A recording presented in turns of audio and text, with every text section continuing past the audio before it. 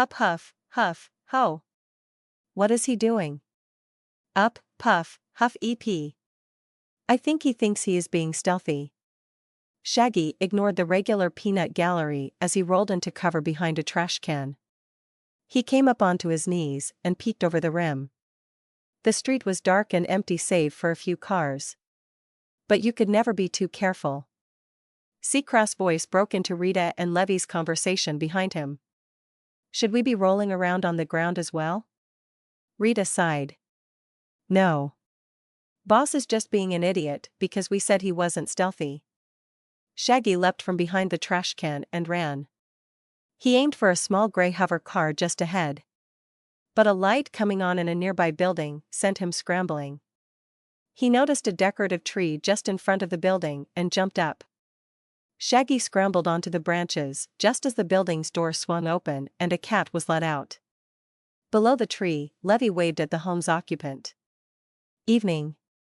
Shaggy watched his traitorous wife pet the small orange cat before he jumped out of the tree and hit the ground with a roll. Popping up, he reoriented himself.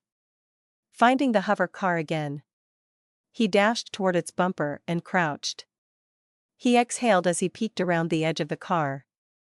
In his peripheral vision, he saw his pack and wife still walking down the sidewalk without a care in the world. He snorted as he left the safety of his cover and dashed around them. Finding another trash bin and sliding into place behind it. Levy strolled past and slapped his head as he peered around looking for his next spot. Will you stop? We have serious work tonight. Shaggy rubbed the back of his head on reflex. What, I'm being stealthy. You're being an asshole, boss. Vic rumbled. Shaggy glared at Vic before turning his attention back to his wife. You know I blame you for this. My pack was never so uppity until you showed up. Now they just say whatever they want to their boss's face. Pfft. We just got used to your shit. When we all first met, you were a tough and mysterious mutant with some deadly claws. Now your Rita drifted off as she tried to find the correct words.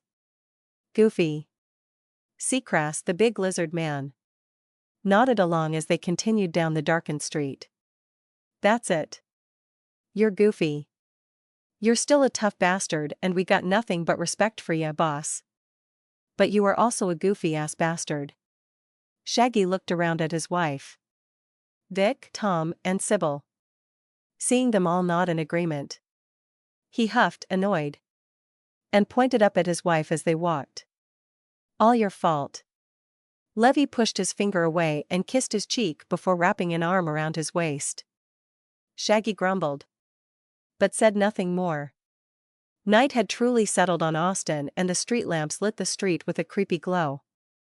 Off in the distance, the sounds of cars or fighting supers echoed off the brick buildings. Shaggy had been surprised that they hadn't encountered more spontaneous events. Or mobs as they walked. But it occurred to him that maybe they were the roaming mob. They had been stopped by two different patrolling supes. But Levy talked her way around them and they ran off looking for their next target. The cops were even more infrequent. In fact, since leaving the apartment complex a little over an hour ago, they had only seen one. But it was heading out of downtown Austin and into the suburbs. Shaggy guessed that the HLO patrolled the more expensive businesses and personal homes, while the cops were regulated to the more densely populated area. Shaggy was walking comfortably with his wife when Tom spoke up behind them. Boss, we sure about doing this now? We had like 2 weeks, right? So why do we need to rush? Shaggy sighed and removed himself from Levy's waist. Because we don't know what's going to happen in the next 2 weeks. The wild boys are out looking for us. The cops could burst in at any moment and we still haven't heard from under town. We need to get this done and then shift everyone underground again. I had just gotten used to the sun. Sybil sighed. Least we'll be closer to the top than under town is. Vic comforted. Shaggy saw his wife grin as she turned to his pack and waved her arms excitedly. Besides, we get to build our own little home. Isn't that exciting? Shaggy's pack stopped as they all looked at Levy. Rita sighed and shrugged her shoulders. Not really, we had a suitable spot in Undertown, you know? Levy snorted. Please. You lived under a bar with a bunch of other grunts. Don't you want your own wolf's den? Somewhere where your pack can grow. Shaggy saw the looks on his pack's faces turn contemplative. But Sybil still had a problem. Does it have to be underground though? I miss the sun. Even that shitty apartment was better than the false light of Undertown.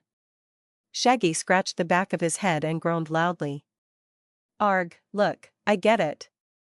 Being underground is a pain. But with a gang and the cops looking for us, we need to shift locations for now. Once we are better established topside, we can look at getting a new place. In the sun. Sybil still looked annoyed. But she nodded. Fine. But once we go topside, I want large windows and maybe a pool. A shooting range would be nice. And a gym. A well-stocked bar and serving girls too. Shaggy groaned again as his pack started listing different aspects of their future hideout that would probably cost a fortune. Levy smiled at him as she hugged his side again. Shaggy lost himself in her smile and ignored his pack as they walked down the street. Tippin's place was only a few more blocks from them. But they would need to scout the place out quickly before they attempted any sort of robbery. The large terraced homes on either side of the street told Shaggy that this was probably a wealthy neighborhood. Although apparently not wealthy enough to warrant a fence and a guard. So maybe not CEOs. But upper management. Shaggy and the others had tried to guess what Jerusha Tippin did for K-Tech. But with so little to go on, it was no more than a fun pastime. K-Tech focused on studying and rebuilding alien technologies, while also providing the tech for most, if not all, of the HLO. Their group walked in relatively quiet conversations. Mostly, Shaggy's pack continued to discuss what they wanted for future housing, while he and Levy talked about getting the raid together for COG. The players in the forum still had no luck finding the old bastard. Tracking spells failed and technology led players astray in the sewers. The Supes registered with the HLO reported that the giant organization had teams of people trying to pin down the old technopath. Dylan players who worked with bigger supervillains in Austin said their bosses were not worried about the old man. There was a group of women on the forum, though, that was having a little more luck. According to Levy, it comprised both supes and villains, all of whom were dedicated to kill the racist, sexist old bastard as many times as they could. Shaggy's old video of his meeting with COG had ignited a fury in some members of the forums. But the Honey Badger League, as they were calling themselves, was out for blood. They were not only searching Austin, they had flyers out in other nearby cities too. They even had a few of their magical types plane hopping, trying to see if the old man had jumped into a pocket dimension. That's my guess too, Levy said after she finished explaining. What? You think COG is in some pocket dimension? He's a tech-based villain. Why would he switch to magic? Because he was brought back to life with magic. For all we know, he's a damn lich now. So he might bide his time and get used to his new powers. Remember what I said about his meeting with Corrigan? Shaggy searched his memory, but wound up shaking his head. No. Sorry, love. He went to Corrigan about a deal, right? COG had a deal with Zhang? Shaggy asked. As he said the name out loud, Shaggy felt his skin tingling and his body warmed considerably. A shiver went down his spine and Shaggy felt like something heavy and ominous was right behind him. But as he turned, the feeling slowly left him and he turned back to Levy. His wife's purple eyes were enormous, and she was staring at him. Shaggy realized that his entire pack had stopped talking and all of them were looking around, poised to attack. Another shiver went down Shaggy's spine. You felt that? Levy nodded rapidly. That was creepy as hell, Shags. Was that the blood god? Shaggy nodded as he sent calming emotions to his pack. I think when I said his name, he looked at me. Boss, might I recommend you don't do that again? Vic asked as he wiped sweat from his forehead. The other members of his pack all nodded as Levy got them walking again. They traveled a full block in silence before the ominous air around them dissipated and Levy spoke again. Ahem, so, as I was saying. If he had to make and then break a deal with a god, then maybe the spell shifted his entire power set. You said he emptied his entire army into Undertown, right? Well, that's what he said. At least the shittier variants of his bots. But as I understand it, Downtown got a few of the newer models. So he is clearly still making bots. Maybe. Levy nodded. But we can't rule out the fact that he's changed somehow. Shaggy nodded. That's fair. So have you contacted the Honey Badgers? Or any of the other groups? Shared information? Levy shrugged. A little. Here and there. You've got a pretty firm following after posting the COG vid and you featured in a few Undertown vids too. So I just said I knew you and sent a few pics of us as proof and now I am the ringleader of this little raid. What about me? Shaggy felt his eyebrow rise. Levy smirked. You are the mysterious and deadly player that went toe-to-toe with COG and died epically. Only to return and vow vengeance on your resurrected foe. Shaggy snorted and shook his head. It was better to leave all the forum stuff to Levy. She enjoyed talking to people. Players gave him a headache most of the time. But he was happy that a bunch of players were searching for the old man. He still had 2 months to find COG, but with a couple hundred players all looking, he might get his quest done quickly. His thoughts shifted from COG as they crossed the street and walked past another bunch of brown brick terraced homes. They had finally reached Jerusa's block. What's the number again? She's up here. Sybil pointed ahead to a tall brick building, flanked by similar-looking homes. Cement stairs lead up to a glass outer door that opened to reveal a thick, blackwood door with golden handles. They stopped at the foot of the stairs, and Shaggy sent a mental command to Seacrass and Vic to move to scout out the ends of the blocks. His pack moved as Sybil and Rita converged on the door. Tom checked the other houses as Levy silently chanted something. Once she finished, her eyes glowed, and she scanned the building. Anything? Shaggy asked. Give me a minute. I don't want to miss anything. Shaggy nodded and waited. Rita and Sybil had pulled the outer glass door open and were taking in the wood door. But other than the gold handle, there didn't appear to be any keyhole or code lock. They both turned to Shaggy for orders, but he had them wait for Levy. Tom, meanwhile, peered into the low windows of Jerusa's neighbors. Once he was done, he shook his head and returned to Shaggy. Clear, boss. Good.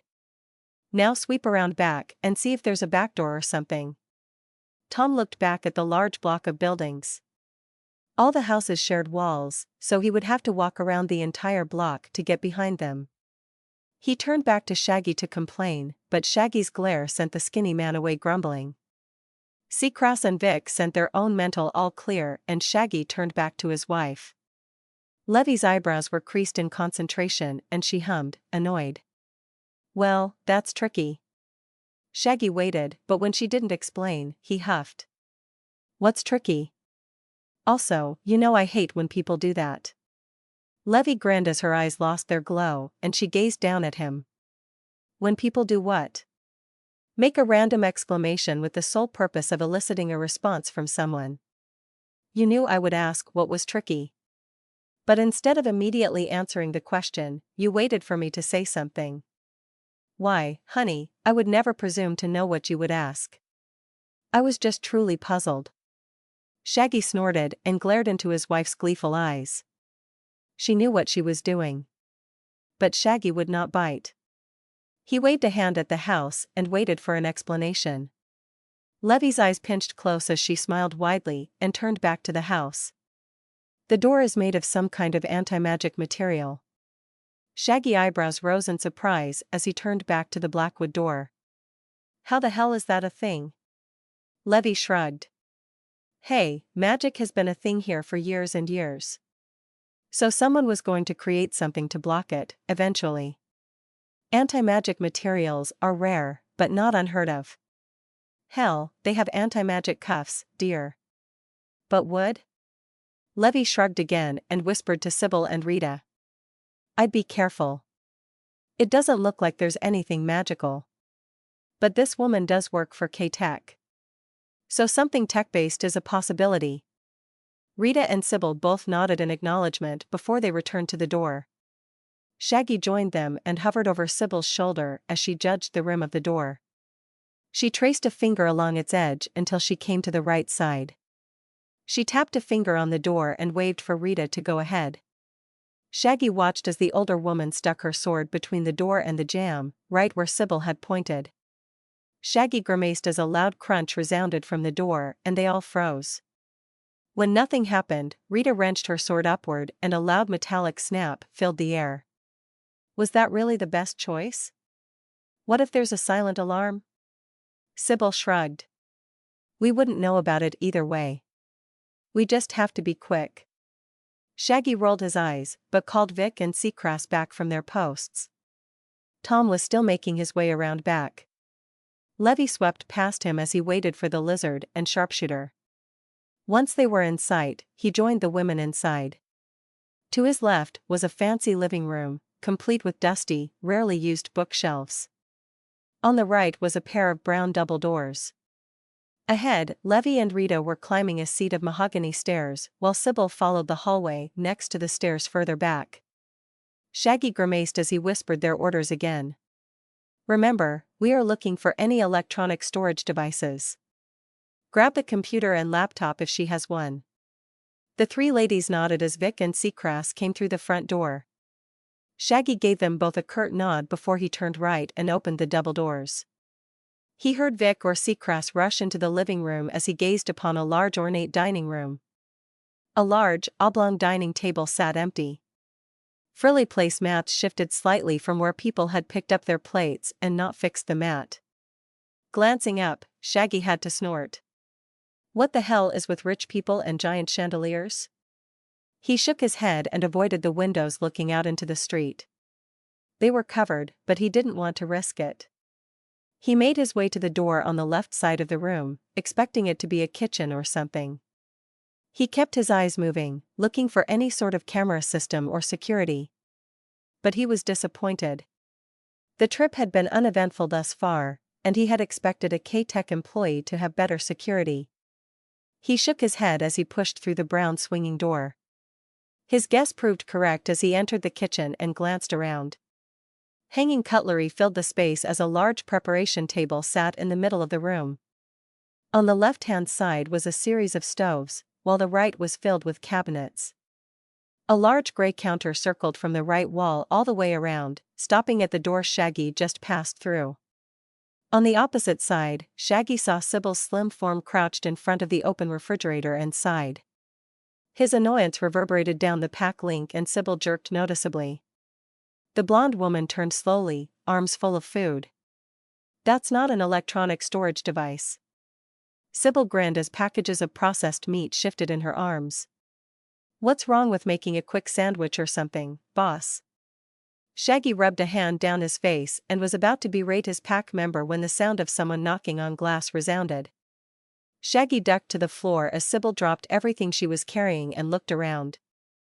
The knocking stopped and Shaggy heard a muffled, "Hey." Cautiously, Shaggy stuck his head up over the prep table and looked toward the knocking. Sybil grumbled as she stood up and followed his stare. Outside the kitchen window was Tom waving rapidly and mouthing for them to open the window. Shaggy groaned audibly and pointed a finger at Sybil. Let him in and then put this crap back. We're on a job. Sybil got a petulant look on her face before she walked back out into the hallway, grumbling. Shaggy thought he heard her say that Levy would let them have a snack. He pinched the bridge of his nose and returned to the dining area before he joined Seacrest and Vic in the living room. While Vic was reading the cover of a thick leather-bound book, the big lizard was attempting to shift the bookcases. Anything interesting? Shaggy asked as he heard the back door open. Vic and Seacrest tensed up at the noise, but Shaggy waved them off and looked down at the book Vic was holding. It was written in a flowing cursive script that made it hard to read in the dark. But Shaggy thought the cover read, "The Science of Interplanar Tunnels." Vic raised the book up and asked, "Doesn't this woman work for K-Tech? Why is she studying magic?" "As far as I know, K-Tech doesn't have a vast market for magical goods. Maybe they're branching out?" Shaggy shrugged. "Did either of you find any data storage stuff?" Vic shook his head as Seacrest stopped trying to shift a bookcase and turned around.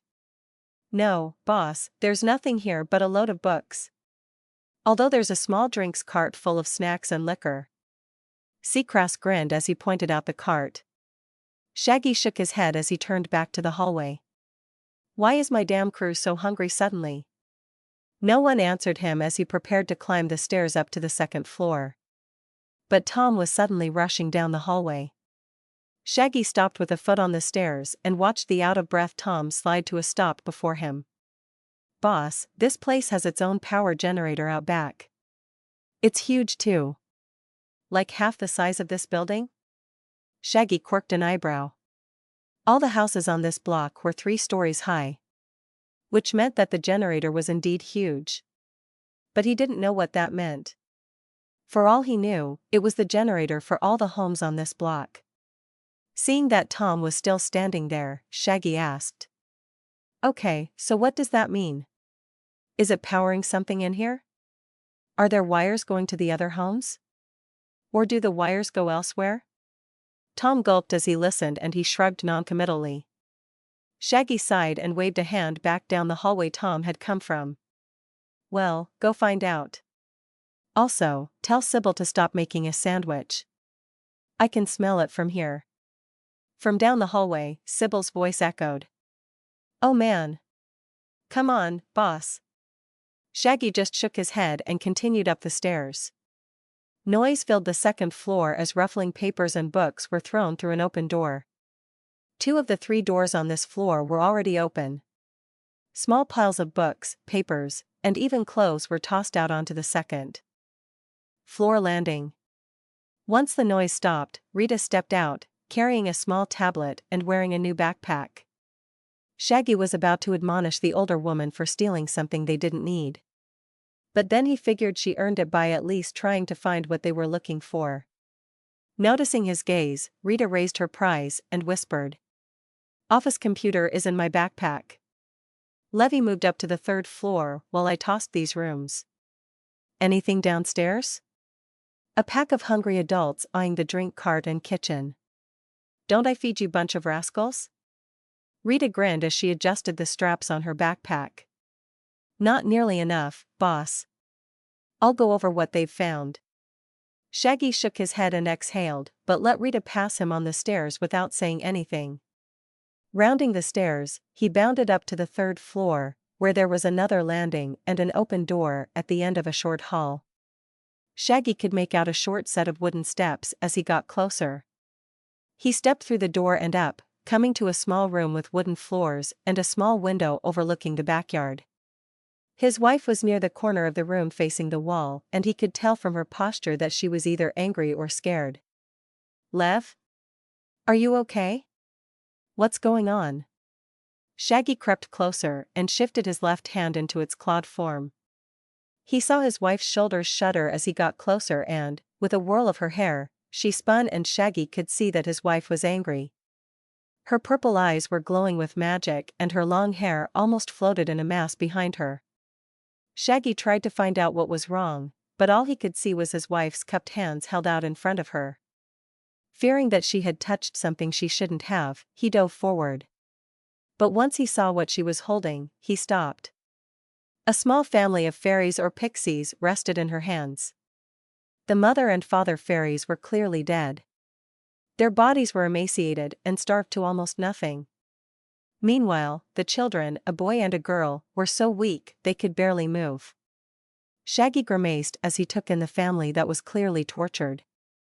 Glancing up at his wife's face, Shaggy could only ask, "Why?" Shaggy nodded and waved his hand back toward the stairs. "Why don't you get to the kitchen and I'll search the rest of up here?" Sybil probably has another sandwich already made. Levy nodded slowly before she practically flew out of the room. Shaggy inhaled sharply as he tried to think of a reason to starve a family of fairies. You'd have to summon them first. Which meant you had already bound them to you. So why the torture? Shaggy moved over to the corner Levy was in and winced as he saw the golden cage. It was the large bird cage the fairy family was clearly held in. For small piles of newspaper were shunted to one side of the cage, clearly the family's beds. Outside of the cage, on the small desk that the cage sat on, was a small operating table. It was covered in purple blood and other fluids Shaggy didn't want to guess at. Whatever Jerusa was doing to the family was done in full view of the other family members. Shaggy swallowed his revulsion and looked around the rest of the room, but save for the cage, the table and another small desk, it was completely empty. He was about to search the other desk when a loud crash came from below, followed by shouting. Shaggy swore and dashed to the stairs. But as he got to the top of the stairs, the entire house shook and Shaggy had to catch his footing. Shaggy growled and dashed at the 8-foot robot's legs. The massive robot's blocky metal arms reached out and tried to grab him. But Shaggy dropped to a slide and swiped his claws into the thing's legs. But a sound Shaggy hadn't heard in a while filled his ears and he gulped. Clink. Shaggy felt his arms snap backwards as his claws rebounded off the side of the robot's legs. He hadn't even chipped the metal of the robot. From down the hallway, he heard more shouting as Rita and Tom were thrown out of the kitchen and into the hall. He could hear his wife's spells going off in the kitchen, but his robot kicked out, and he had to roll away. The sounds wood clattering to the floor sounded and Shaggy stood from his roll and saw Seacrass pull himself from the stairs. In the living room, Dick groaned and uncurled from the top of the couch. His pack was tough, but he didn't know if they had the firepower to wreck the bots quietly. Behind him, he heard something crash through the kitchen wall into the dining room. Another 8-foot silver robot was pulling itself from the rumble of the kitchen table as Levy came floating after it. Remembering that his wife was going to burn the whole house down anyway, Shaggy shrugged and shouted. A general cry of assent rose from his pack. Although it was a little more muted than he was used to. But Shaggy went with it and launched himself up toward the robot's body. He felt Seacrass join him as Vic pulled a pistol from his waistband. Shaggy was sure his pack was going to miss their larger caliber weapons, but this was supposed to be a stealth mission. Shaggy slammed into the thing's body and scrambled for purchase with his claws as Seacrass went low and grabbed the thing's legs. Seacrass gave a grunt as he tried to lift the robot off its feet. Shaggy felt the wind leave him as a large metal fist punched him in the side. He wrapped his legs around the thing's waist and continued to try to puncture its chest plate. With only slim success, his claws were leaving minor scratches on the silver metal, but nothing else. Shaggy shifted his hands back to normal and tried for a punch, but a large metal hand clamped around his body and ripped him away. He was flung away from the robot as Seacrass finally got the thing off its feet. Dick's pistol popped repeatedly and small sparks rose from the robot's body. That was the last thing Shaggy saw as his back collided with something, then went through it. A loud crunching filled his ears and his back screamed with pain before suddenly stopping and Shaggy grunted as he hit the ground. Darkness filled his eyes and noise filled ears as he waited for the notification that he was dead. It took Shaggy a few seconds to realize that his death notification wasn't coming. The sounds of fighting still filled his ears. But as he picked himself up, he noticed that his vision was still black. He couldn't see anything, even with his dark vision. He could stand up just fine and he had a few feet to either side. Shaggy felt pain on his back, face and legs. But his healing was taking care of all that as he stood. It was only when the pain receded everywhere, but his face, did he realize what the problem was. Wood shrapnel had shredded his damn eyes. Shaggy gave a silent thank you to the gaming gods for his pain suppression skill. Without it, he would probably be rolling on the ground screaming. He was still freaking out, though. Whatever damage the throw had done to him was extensive and was taking a while to heal. He tentatively raised a hand to his face and felt the damage. Slim splinters of wood were embedded in his cheekbones, to his forehead. Grimacing, Shaggy pulled a few out, hoping that would speed up the healing.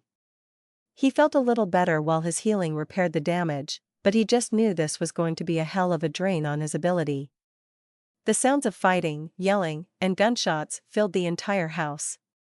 Shaggy was sure he even heard electricity snapping loudly. He hoped that meant his people had finally damaged one of the damn things. Levy seemed to do well, but his pack was almost useless. Even with their enhanced strength and ability. His claws also proved ineffective. The things had rarely failed him before. Shaggy grunted as he pulled another splinter from his face. He could feel his healing pushing some of the things out, too. After what felt like hours, but was probably only a couple minutes, Shaggy got enough splinters out for his eyes to repair themselves. Glancing around the room, Shaggy grasped that he was in a small closet built under the stairs. He had been thrown through the staircase entirely and wound up here. Collecting himself, he dashed out of the ruined staircase and took stock of his surroundings. On the ground in front of the staircase, Seacrass wrestled with the giant robot. Standing above the robot and lizard man, Vic was dumping every bullet he had into the human-shaped head. Most of the bullets pinged off dangerously, but Vic ignored them as he kept firing. Shaggy could hear Rita and Levy still fighting in the dining room and rushed to help Seacrass and Vic. They had gotten the thing down, but Seacrass was taking a beating. Shaggy slid to the head of the giant robot and clasped his hands together. Vic stepped back and reloaded his pistols as Shaggy brought both of his hands down on the robot's head as hard as he could. Even with his denser bones, Shaggy felt his hands creak from the blow.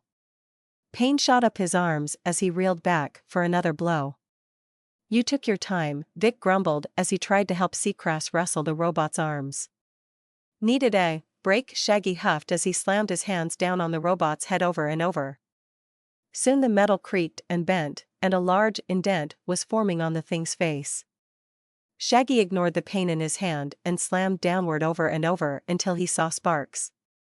The robot lurched awkwardly and Shaggy jumped back as electricity snapped up at him. Seacrass released the thing's arms and moved to its head.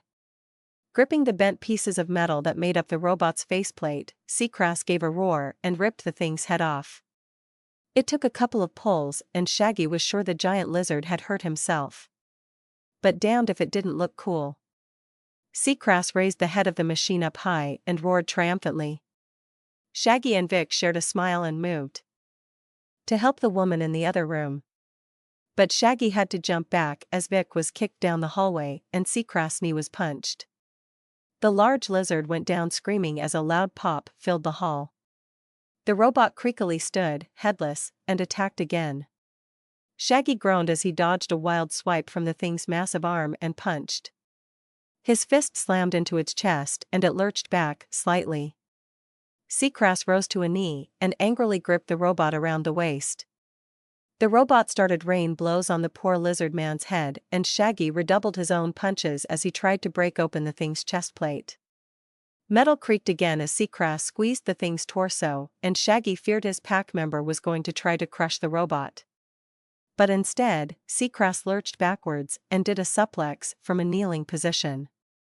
The large robot went up and over Seacrass' shoulder and collided with the front door of the house. Seacrass let go and sent the body of the robot through the door. There was a loud crashing sound as wood broke and metal slammed into the pavement. Shaggy spent a few seconds checking on his lizard friend before he followed the robot outside.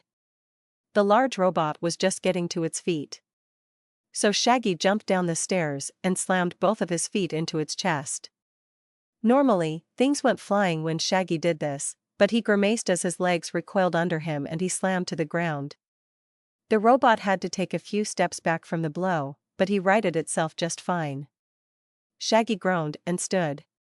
He had made a decently sized dent in the thing's torso. But the metal was still stubbornly whole. Shaggy ducked another wide swing and came up with a quick jab. He followed it with another before he had to dodge a grab from the robot's other hand. Shaggy danced around the thing and kept up a constant barrage of punches. As he did, the metal bent and twisted, and he kept his eyes out for any breaks in the seams of the robot's chassis. It was when sirens filled the air and the buzzing of drones rose in the sky that Shaggy finally saw a glimpse of circuitry under the thing's metal plating. He almost cheered, but before he could dash in and take advantage of the weakness, a purple blade pierced the back of the machine. Rita growled as she tore her blade from the robot's back. It fell unceremoniously to the floor and cracked the pavement with its body. Shaggy frowned as he looked at the older woman. Vic, Levy, and the others were standing in the doorway looking down at them. Levy's hands glowed purple as she held them over Seacrest's leg. Seacrest grimaced in pain as he tenderly stood on his busted leg. Sybil was nowhere to be seen. As the sirens grew louder, Shaggy asked, "Where the hell did they come from?" Vic huffed as he answered, "Book case, in the living room." Shaggy rushed back into the house and saw Sybil appear from the kitchen. Something clutched in her hands. Ignoring her for now, Shaggy rushed toward the living room and took in the devastation. 2 humanoid-shaped indents were hidden behind the bookcases. They flanked a third little area that held a book and a hand-sized pink crystal. Shaggy examined it before he heard Levy shout, "Drones are here." Shaggy grabbed everything and dashed back to the foyer. His pack stood waiting for order, and Shaggy noticed for the first time that Tom was gone again. He practically growled at the discovery, but then the slim man's voice spoke from the back of the house. "Boss. There's a manhole just over the fence." Levy raised a hand wreathed in purple flame and Shaggy took that as confirmation. Sybil and Rita dashed toward the back as Vic and Shaggy moved to help Seacrest. His knee seemed to be healed, but the big man was still moving slow. Drones buzzed outside the windows, and Vic fired a few pot shots as they clambered to the back of the house. As they passed through the back door, Shaggy had to blink as the drones overhead were shining bright lights down on them. Shaggy grimaced as he guessed that all of their biometrics were being scanned and catalogued. But suddenly the light disappeared, and darkness encompassed all of them. Shaggy was surprised to find that he could still see, even as the dark fog pulsed around him. Turning, he saw his wife holding a hand out toward the black cloud as her other hand stretched toward Jerusa's house spouting purple flame. Shaggy shook his head at the level of power his wife displayed. But then again, he was no slouch either. The dark cloud followed them as Rita plowed through the back fence and followed Tom toward a large manhole cover. Seacrest started to walk on his own as Sybil and Tom went down into the sewers. Rita and Vic helped Seacrest down as Shaggy turned back to his wife. Her dark skin was plastered with sweat and she was gasping for breath. "Hurry. I can't hold the cloud any longer," she panted. Shaggy nodded and helped her along toward the sewer. Shaggy nodded at Rita, letting her go first as he helped his wife. Once they stood over the manhole, Shaggy nodded downward. Levy grimaced as she looked down and then back at him. Shaggy momentarily thought she was annoyed at going into the sewers. But then he realized she wanted him to go first. "Nope. I'm first one in, last one out, honey. Don't be a dick about this, dear. I have to hold the spell." Shaggy shrugged. "I'm already a wanted man, love. It's better if they don't know about you." "And they won't. I can hold the spell long enough. Now go." Shaggy grimaced, but he could see that Levy wasn't budging. He growled softly before he leapt down into the sewers. Ignoring the ladder entirely, he splashed down into the sewer water and glanced around at his pack. They were all resting against the sewer wall. But Shaggy just gave them a brief glance before he looked up. His wife's legs were slowly climbing downward, and he heard the scratching of the manhole lid as she moved it back into place. Shaggy worried as he could hear his wife's breathing growing heavier. She made it to the bottom of the ladder and then collapsed. Shaggy had to catch her as she almost fell into nasty sewer water. Shaggy looked her over and found that she was just knocked out. Apparently, holding multiple spells was a huge drain. Shaggy adjusted her on his shoulder before he chose a direction and started walking. "Boss. Can't we take a few? Tom's voice was interrupted as the loud sound of manhole cover being moved filled the air. Shaggy redoubled his efforts to move as a buzzing filled the dark sewer tunnels. Vic and Sybil brought up the rear as Rita charged into the dark of the sewer. Tom helped Shaggy with Levy and they trudged through the sewers with the sound of buzzing drones behind them. Shaggy ignored the sewer water filling his shoes and looked for any sort of culvert or indent they could all hide in. But there was nothing. He could see Rita ahead, also looking for some hideaways. They moved in silence, trudging through the disgusting smelling water while trying to stay ahead of the buzzing drones. Their low droning echoed throughout the sewers. The twists and turns of the sewers and the dark tunnels made Shaggy feel claustrophobic. The longer the tunnels went on, the more and more angry he was feeling. He was about to shift into a full wolf and squeeze his way toward the nearest drone. But Rita sent surprise down the pack link. Shaggy and the others rushed ahead and joined up with the older woman. She was standing at a fork in the sewer. Water flowed down one tunnel while the second had an enormous stone wall as a water break or dam. It shunted all the sewer water down the other tunnel. Rita pointed to a gap between the stone dam and the tunnel wall. With the drones buzzing growing closer and little options, Shaggy nodded and waved for Seacrest to go first. If the big guy could make it through, then the rest of them would be fine. It took precious seconds and Shaggy was momentarily worried. But soon the big alien squeezed his way around the side of the dam. One by one, they all moved around the edge and put their backs to the dam. Shaggy gently set Levy down on the dry floor beyond the dam and waited. They all stood poised and silent as the drone's buzzing got louder and louder. Shaggy grew his claws and watched the edge of the dam. Soon the buzzing grew deafening and Shaggy felt his whole pack tense. But the buzzing finally reached a crescendo and then started to rapidly fade as the drone flew past.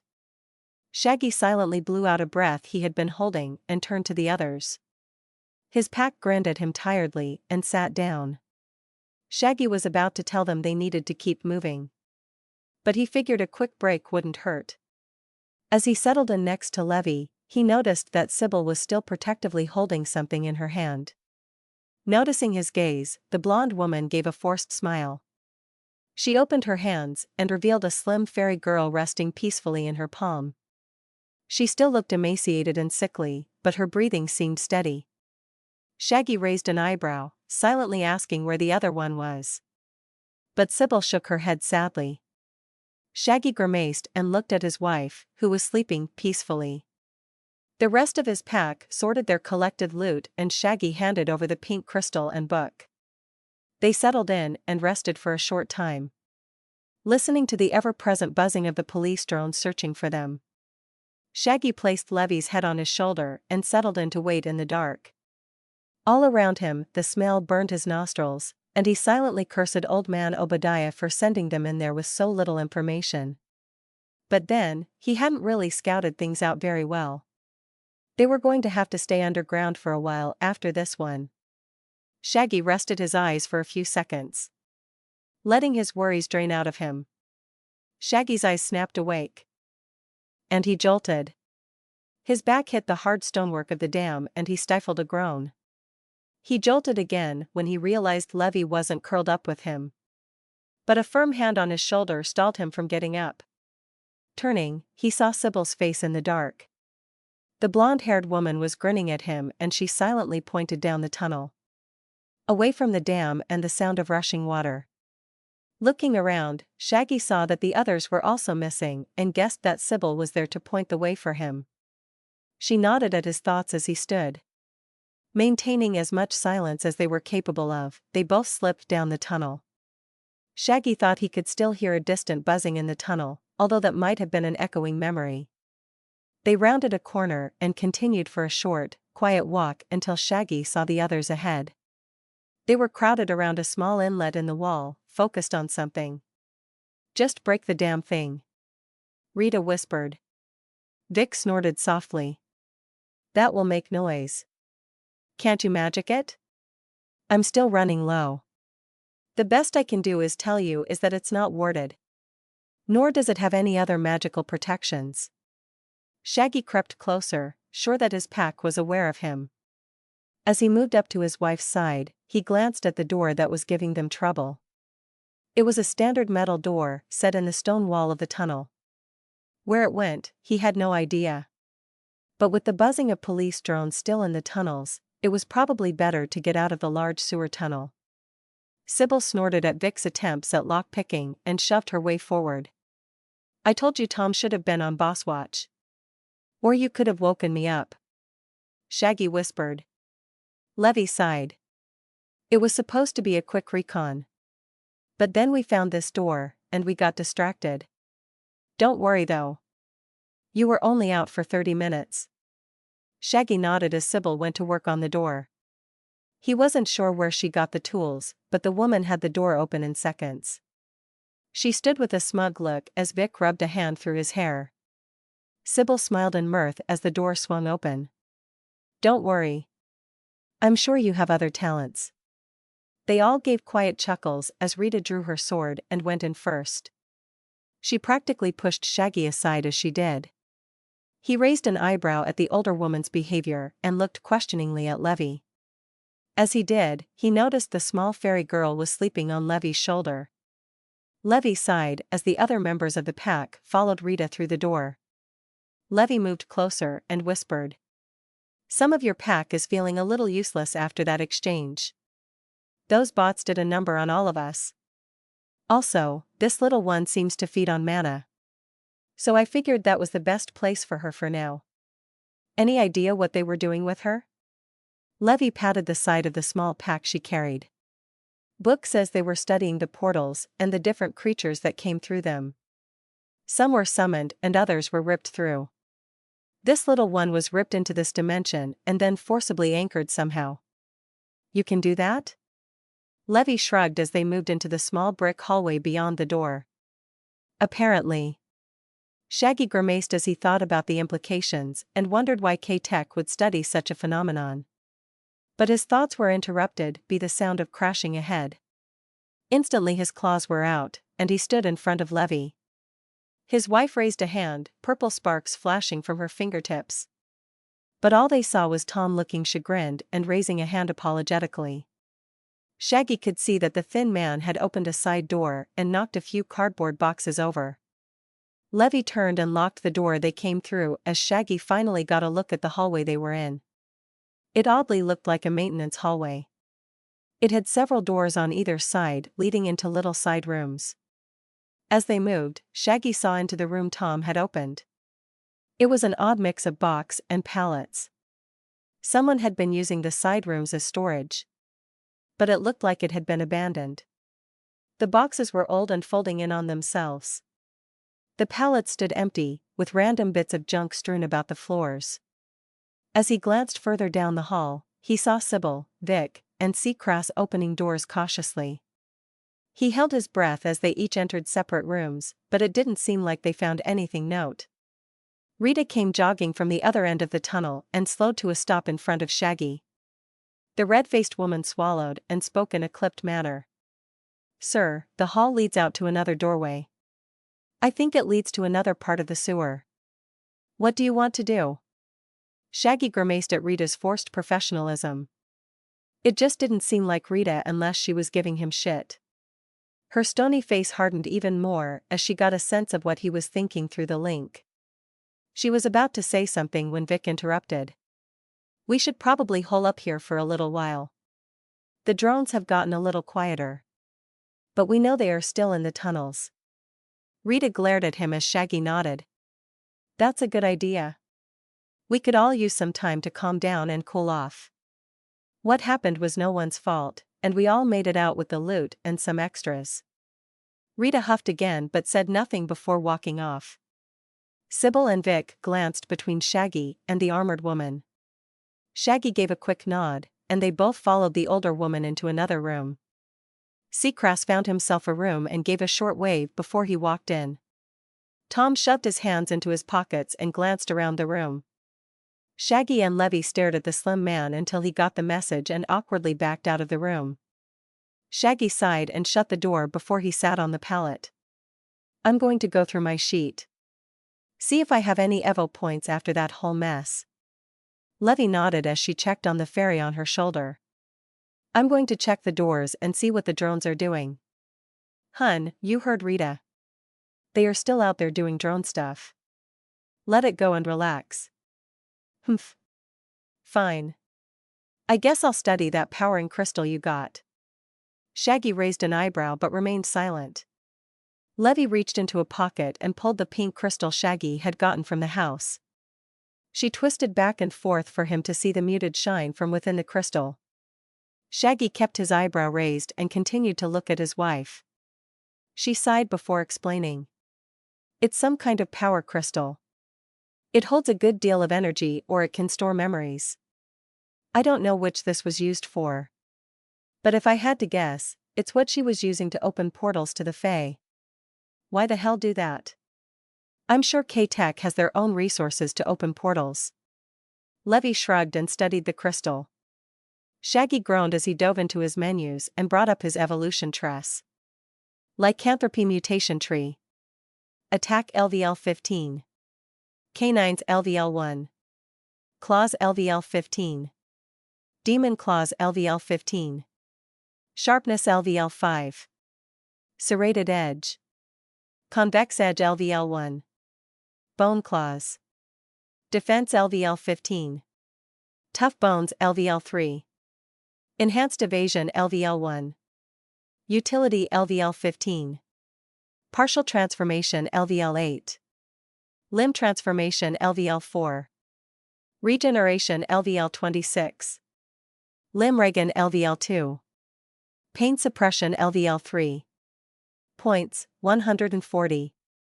General tree. Toughness LVL 25.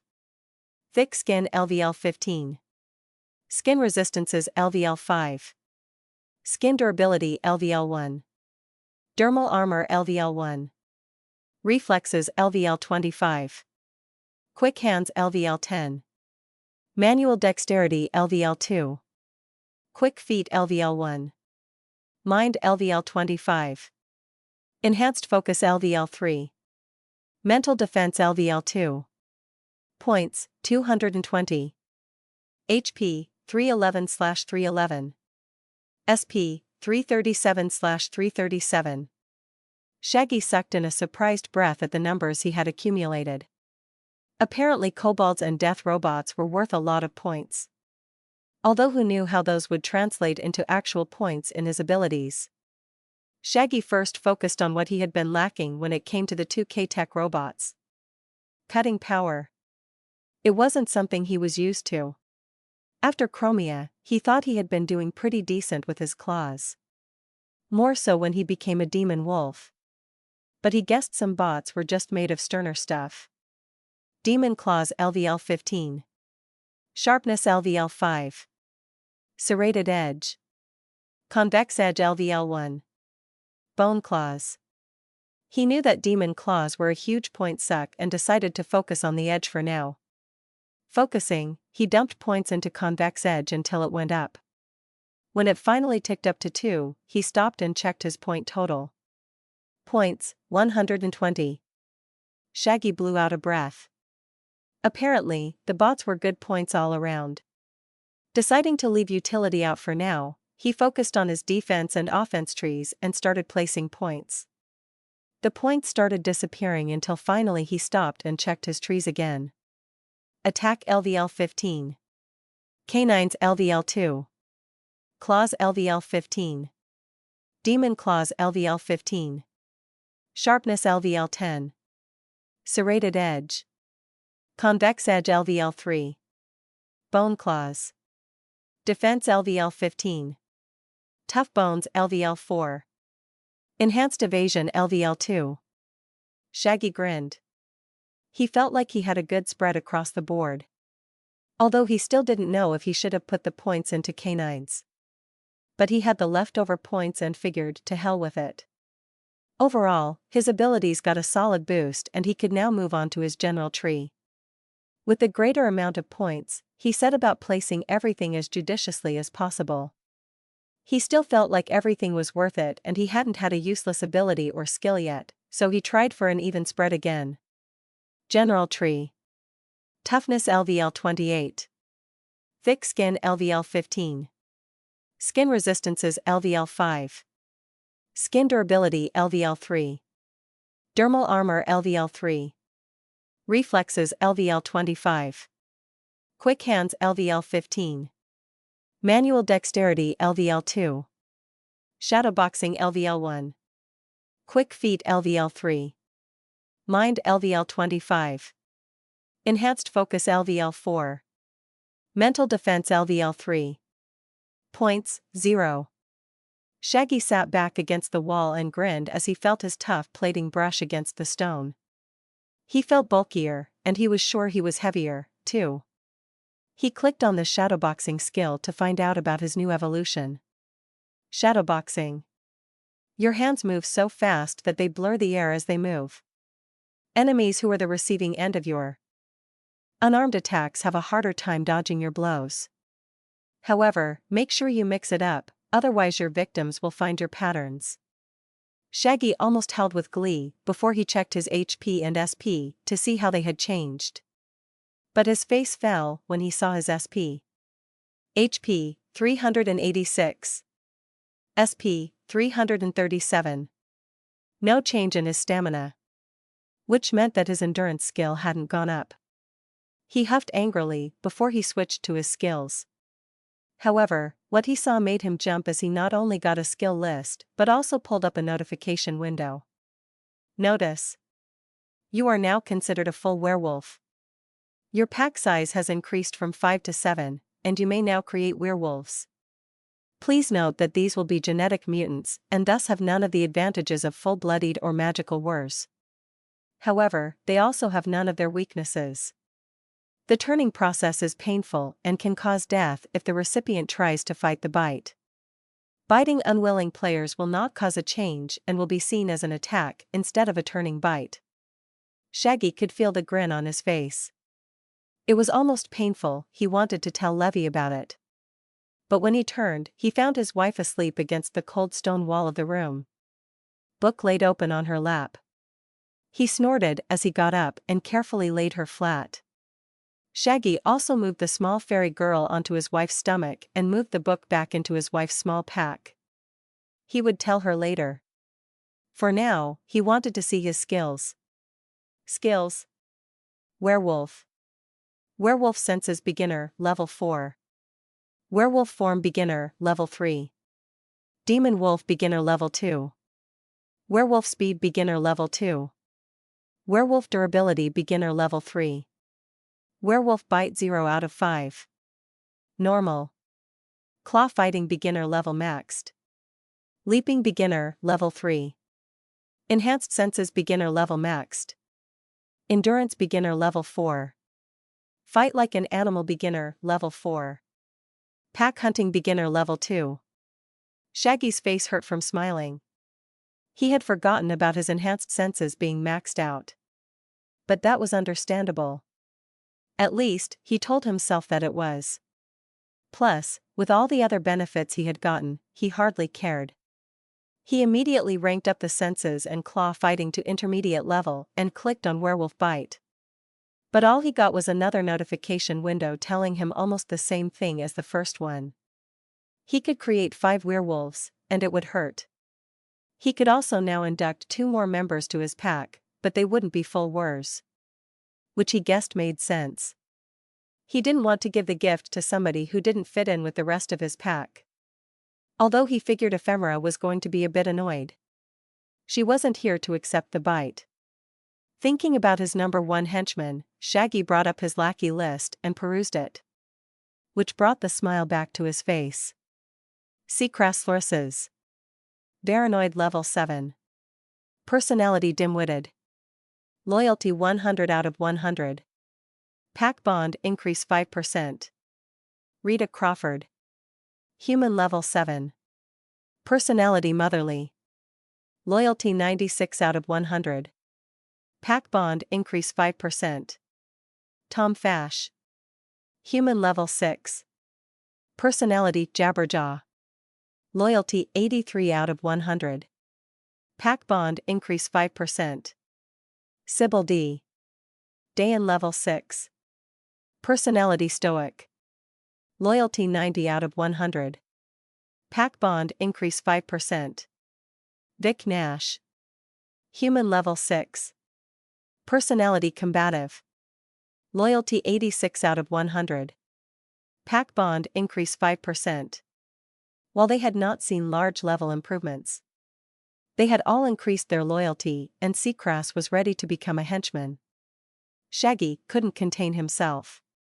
He rapidly tapped on the rank up button and watched the lizard man's loyalty reset to 50.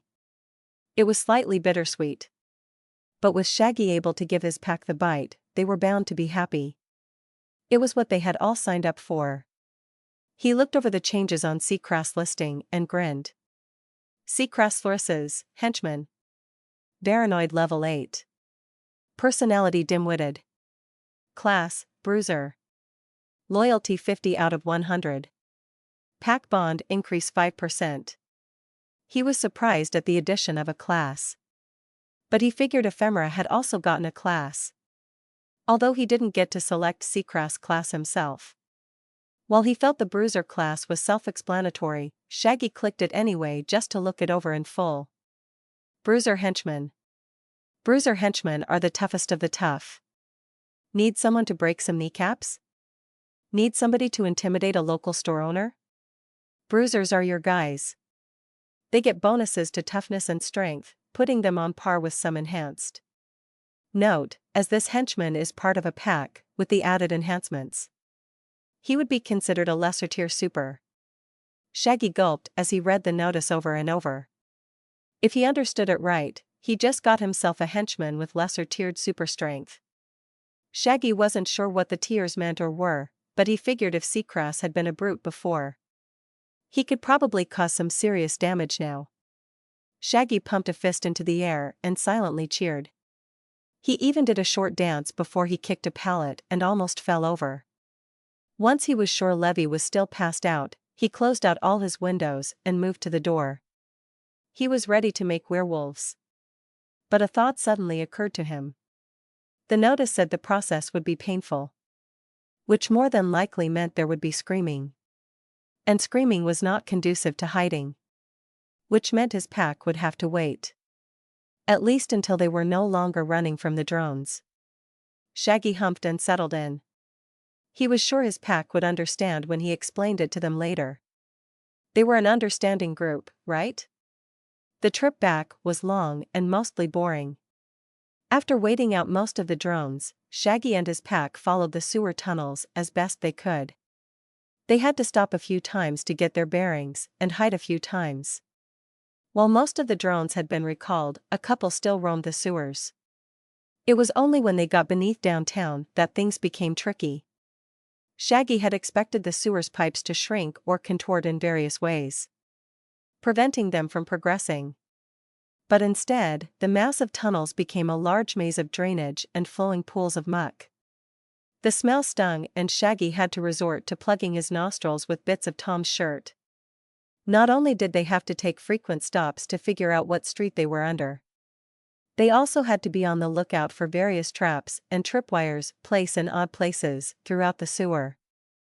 The traps weren't any more complicated than the ones the kobolds had used, but they were more frequent and sized for humans, which meant that whoever had made them was at least Shaggy's height or taller. They disarmed all they could find as they moved, but every now and again, they missed a few. Fireballs, shooting daggers, poisoned arrows, even weird Tesla coil shooting lightning. All went off in the sewer tunnels occasionally. With Levy's magic and Shaggy's healing, it wasn't anything they couldn't handle. But Shaggy noticed his pack getting more and more melancholy as they walked. Finally, as they turned a corner of the sewer tunnels, he addressed it. "Alright, what the hell is up?" he asked as he patted the fire out of his chest hair. Levy helped put his hair out as Rita and the others all whispered among themselves. Eventually, the others pushed Rita forward and the older woman coughed. She straightened her armor and adjusted her sword before finally steeling herself and speaking. "Sir, the pack is worried we aren't pulling our weight anymore. The robots, these tunnels, the mission you did with the other leaders. You didn't need us for any of it. If anything, we're just bodies you can put in the way. Shaggy quirked an eyebrow. I didn't need you for the robots? Y'all remember the damn thing tossed me through the stairs, right? As for the sewers, it makes sense for me to go first. I've got the best healing. The last time I was up here, we needed a small group and we wanted to get away for a while. So none of that means I don't need my pack, y'all are invaluable. Levy finally finished putting out the small sparks and fires on Shaggy's body and stepped back. She cradled the still sleeping fairy in her hand as she watched the conversation. All of them kept an ear out for the ever-present drones. But for now, everything seemed quiet, save for the flowing sewage around them. Ahem, well boss, we all recognize some of those points. But Vic started. I want to be a werewolf. Tom shouted, still trying to pull the tatters of his torn shirt below his stomach. The others all took a few seconds before they nodded, along with Tom's suggestion. Seacrest a few seconds behind everyone else. The big lizard was bigger and his scales were far shinier now that he was henchman. Shaggy thought the others would comment on the changes, but they all remained silent. So he let it be. If the game systems would not point it out, he wouldn't. Instead, he studied everyone's faces. He had told no one about his new ability except Levy.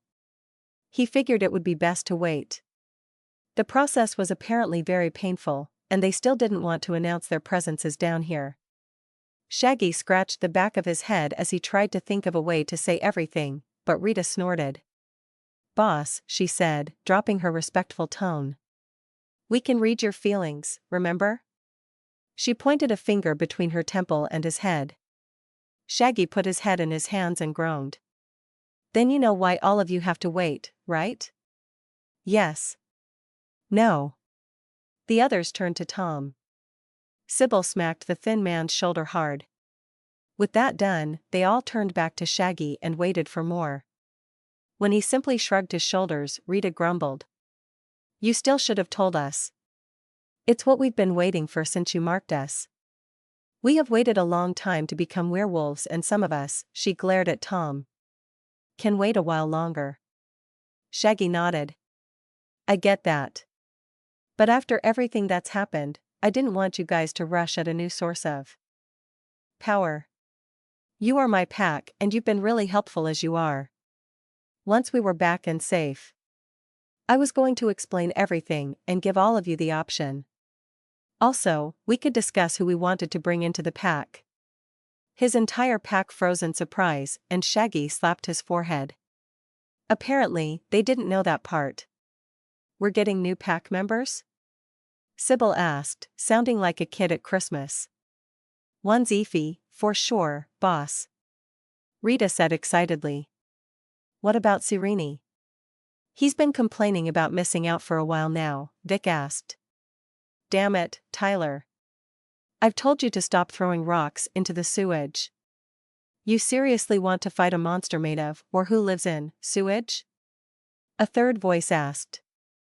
The voices grew closer and Shaggy shared a look at his wife. Levy extinguished her flame and chuckled softly. Other players were in the tunnels. While his wife seemed to think that was no cause for alarm, Shaggy kept his claws out and waved his pack forward. Players were an aggressive bunch half the time, but bored players? They were downright dangerous. Levy walked breezily down the tunnel as Shaggy and his pack moved carefully behind her.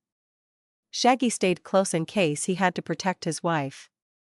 Sure, she could throw fire and brimstone. But she was still a mage, the squishiest of classes. Any gamer worth their salt knew you'd gank the mage first. The arguing voices grew closer as the two groups approached one another. Shaggy grinned as he saw a bright orange glow being held aloft as their opposing group traveled through the sewers. The other group had a torch or light source, which meant they couldn't see well in the dark. Soon the light grew closer, and the two groups were about to pass each other. Shaggy and his group were on the left-hand side of the tunnel. The other group of players was on the opposing side, still arguing. It wasn't until the woman holding a large dungeon-style torch held it aloft and gave a soft whistle that Tyler and Reggie stopped their bickering. Ho there! The woman called, trying to get her torch's light to carry further into the tunnel. Shaggy was about to back away from the light, but Levy gripped his shoulder and urged him forward with her. No. Just a drow and her husband. No hoes around here. Levy called back. Shaggy couldn't help himself. He snorted. A sentiment that was returned from Tyler and Reggie. Both men chuckled as the torchbearer grimaced. Your players? Some of us, Levy called back, still moving forward. Shaggy joined his wife in the torch's soft orange glow, claws still out and ready. The three-person party looked like a dungeon diving crew from any fantasy game. One man was in leather armor, 2 daggers strapped to his hip. The other man was in a long purple robe that he held up and away from the muck of the sewer. The woman was in heavy tactical gear, complete with a bulletproof vest. But she also had a greatsword on her back. Shaggy tried to search her hips for a gun, but he didn't see any. Shaggy made sure his own weapons were on display before he stood by his wife. Levy seemed eager to chat, and he didn't think his pack would have a problem with these players. Shaggy saw the other players take in their group and tense up noticeably. He had to fight a grin as he recognized them coming to the same conclusion he had. We aren't looking for any trouble, the woman said. Levy smiled. Neither are we. In fact, I was wondering if you could help with directions. We've just come off a job and had to use the sewers as an alternate exit. The man in the robe huffed, indignant. Shaggy recognized Tyler's voice as the man sputtered. You guys are the ones that had the damn drones down here in droves, aren't you? They made the entire sewer system unusable for hours. The rogue, Reggie, placed a hand on Tyler's shoulder. Calm down, Ty. Shit happens. Yeah, we are sorry about that. We had to make a quick getaway and have been wandering down here for hours. We know we are in downtown, but I fear we might have gotten turned around. The other group's leader nodded. Understandable. These tunnels can get pretty maze-wide if you didn't purchase or make a map. Oh, they sell maps? Levy asked as she started toward the other group. Shaggy gripped his wife's shoulder and stopped her from stepping into the flowing sewage that was passing between the two groups. He sent a mental link for Vic and Sybil to be ready and then lifted Levy onto his shoulder. Once she was seated, he jumped across the river of muck and landed a short distance away from the group of players. Levy hopped off his shoulder and pinched his cheek affectionately. Thanks, love. Sure, Leviticus. Shaggy glared at the other players and watched for their reactions. The woman was hardly paying attention to him as she dug in her pockets for a map. Reggie looked impressed while Tyler was trying not to. Once the two women placed their heads together over the other woman's map, Shaggy sauntered toward Tyler and Reggie. Diplomacy wasn't Shaggy's thing, but he could make small talk at least. And with his pack across the muck, covering, he was sure he was fine. So long day? Shaggy asked. Reggie and Tyler shared a glance before they both chuckled. You could say that, said Reggie. Yeah, Jets had us down here for days looking for this cog character. It was fun at first, but now? This shit's just boring. Shaggy nodded knowingly. Yeah, and who's to say he's even down here anymore? After he attacked Undertown, we all figured he hit the road or something. Tyler snorted as Reggie seemed to get excited. You've seen Undertown? Shaggy raised an eyebrow. He hadn't been aware that Undertown was such an urban legend. It's real. I've been there for most of my playtime. Sure dude. Shaggy shrugged and gripped Reggie by the shoulder. Whispering, he said. Look, Undertown is real. There has to be pics on the forums or something, but if that ain't enough. Then there's an alleyway and a cemetery with entrances. If you ever get there, find a bar called the Viper's Denver. We'll treat you right. Reggie nodded excitedly as Tyler just shook his head disbelievingly. Shaggy just shrugged and let the matter drop. Some people just didn't want to believe what was right in front of them.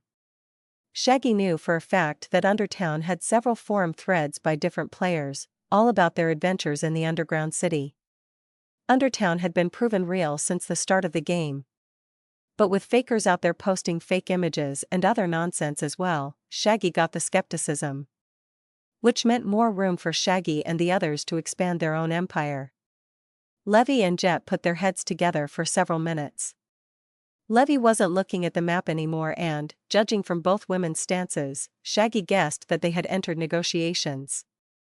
The conversation was quick, and soon Levy waved a hand over Jet's paper map. Purple light filled the tunnel as a purple scroll of vellum appeared in Levy's hand. She grinned as she nodded to Jet and turned toward Reggie and Tyler. "She's gonna bless our weapons and armor. Don't freak out." "I could do that." Tyler grumbled. "No, you can't," Reggie said. "You're a damn evocation wizard. All you do is damage." "Hey! I haven't heard you complaining." "Then listen harder. Every damn time you blow one of us up with a damn fireball, I've been there. Complaining. You need to learn to AIM. You need to learn to move." The age-old argument echoed in Shaggy's ears as Levy cast her spell, nodded thanks to Jet, and then climbed back on Shaggy's shoulder. He grimaced at Jet apologetically before he launched himself across the muck and slid to a stop in front of his crew. As she got to her feet, Levy opened the scroll and grinned at the magical map she had created. "We're going to have to write this down as soon as possible. My power won't hold it together for long. But I think I know where we are going." Levy grinned. "Well, let's get there." Tom shouted. "I want to be a werewolf." Shaggy grimaced and smacked his pack mate on the arm. Rita and Sybil shot the man withering looks as Vic and Seacrass kept an eye on the other group of players. They were still embroiled in another argument. Jet was busy trying to break it up. Shaggy nodded at Levy to lead the way. Keeping the purple map up, she started down the tunnel with Shaggy and the others following. With the map, it was surprisingly easy to find their way. Shaggy checked around Levy's arm a few times to see what the map looked like. But other than a mass of tunnels and pipes, he didn't get it. Levy seemed able to read it though, so he spent most of the walk keeping an ear out for drones. They had to duck into various culverts and maintenance rooms along the way. But after another hour of walking, Levy stopped. Shaggy watched as Levy checked up and down the tunnel before she rolled up the map and smiled at them. "We're here." Shaggy and the others stared skeptically at the drow woman. There were no ladders or tunnel exits anywhere. Shaggy would have said something, but with the way Levy was grinning, he knew she was playing at something. He would not be a victim to one of her pranks or tricks. Not again. "There's nothing here," Tom said, unwittingly making himself Levy's victim. Levy waved a hand vaguely at a wall. "Yes, but that's because my witches have hidden the entrance well. With an illusion spell. I have to tap this brick 3 times, then one of you has to run at that wall silently. That should break the spell long enough for the rest of us to go through." Shaggy did his best to clear his mind. He would not rob his wife of her fun. He just hoped his pack knew enough not to trust Levy with stuff like this. In a fight, she was as dependable as anyone. Out of a fight? All bets were off. Soon Tom stepped forward and Shaggy had to stifle a groan. "So I just run at it?" Levy nodded while tapping a brick. "Fast as you can." Tom grimaced but angled himself to run at the wall. As soon as Levy gave the go-ahead, the thin man took off like a shot for the wall. Shaggy closed his eyes and waited for the crunch, but nothing happened. Opening his eyes, Shaggy saw the wall was still in place and Levy was grinning like a maniac. Shaggy sighed and looked questioningly at Levy. "What? I told you it was an illusion." "He's perfectly Tom's scream interrupted Levy and sent her into fits of giggles. Shaggy groaned and waited for Levy to calm down enough to explain. She tried, but the hilarity of her own joke would catch up with her and she would start laughing again. Shaggy looked apologetically at his pack before he finally walked over and patted Levy's back. "Okay, love. Yes, it was hilarious. Now where's Tom?" Levy kept laughing until she finally gathered enough breath to say, "Ha ha ha. Phew, he's topside. Ha ha ha ha ha." Levy raised a hand, palm downward, and raised it rapidly upward. Shaggy nodded as he got the implication. "None of your people had anything to do with this. Did they?" Levy shook her head as she covered her smile. Shaggy groaned and moved toward the wall. "But this will still lead back home, right?" Levy nodded this time, and Shaggy tried to find the brick she had been tapping. Soon Sybil joined him and quickly tapped a brick. "I think it was this one, boss." Shaggy nodded and waited for the third tap before he walked through the wall. A freezing feeling went up his spine, but other than that, he was fine. He was in a short dirt tunnel that led to a circular room. Turning, Shaggy could see out of the wall to the others. They were all waiting patiently, so he spoke up. "It's all good, just a short hallway that Tom probably bolted through. I think there's a platform or something just beyond. Once Levy collects herself, please follow. I'm going to check on Tom." "Got ya, boss," Rita said with a two-fingered salute. Shaggy shook his head at Levy. She was still grinning and clutching her stomach, trying not to burst into laughter again. Shaggy just snorted and followed the short dirt tunnel to the circular room. He was barely a foot into it when the sides of the room lit up and his feet left the ground. It was a short and abrupt flight that made Shaggy's ears pop. But once he blinked, he found himself back topside. The sun was out, and the air smelled clean. For the first time in hours, Shaggy unplugged his nose and took a deep breath. Nearby, Tom's voice groaned. Shaggy had to look around a bit before he found Tom laying next to a few turned-over trash cans. Apparently, the guy had come out of the lifting spell still running and had slammed into a bunch of garbage. Moving to help, Shaggy heard a rush of air behind him and the sounds of the rest of his pack exclaiming in surprise. As he picked up a shaken Tom, Levy's voice filled the air as she too appeared. "And there we go. We are now topside and only a few blocks away from the apartment building. Should we go back there?" Vic asked. Shaggy shook his head. "No, the cops and the bunch are watching the place. We need to circle around and get into that abandoned deli that connects to the maintenance tunnels." "More tunnels?" Tom groused, shooting a withering look at Levy.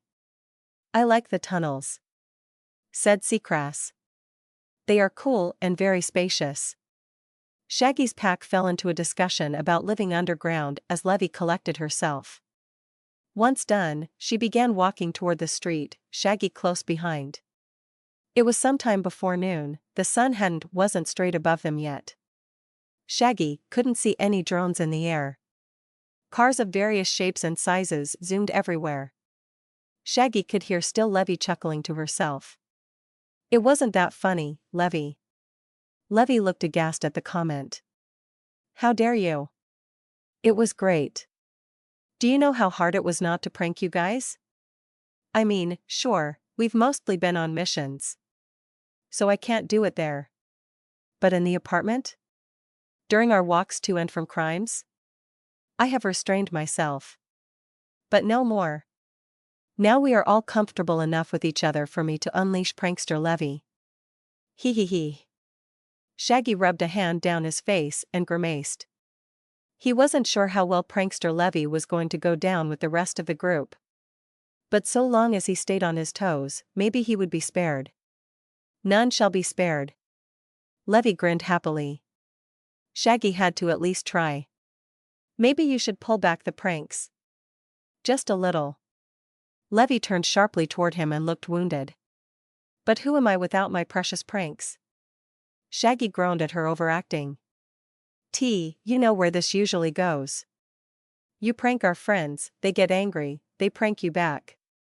Next thing I know, there's popcorn filling my car and cling film on the toilet. None of this ends well. PSSH, those were hilarious," Levy said, waving him off. Deciding that the streets looked safe, Shaggy and Levy left the safety of the alley and continued the conversation. Rita and the others close behind. "Fine.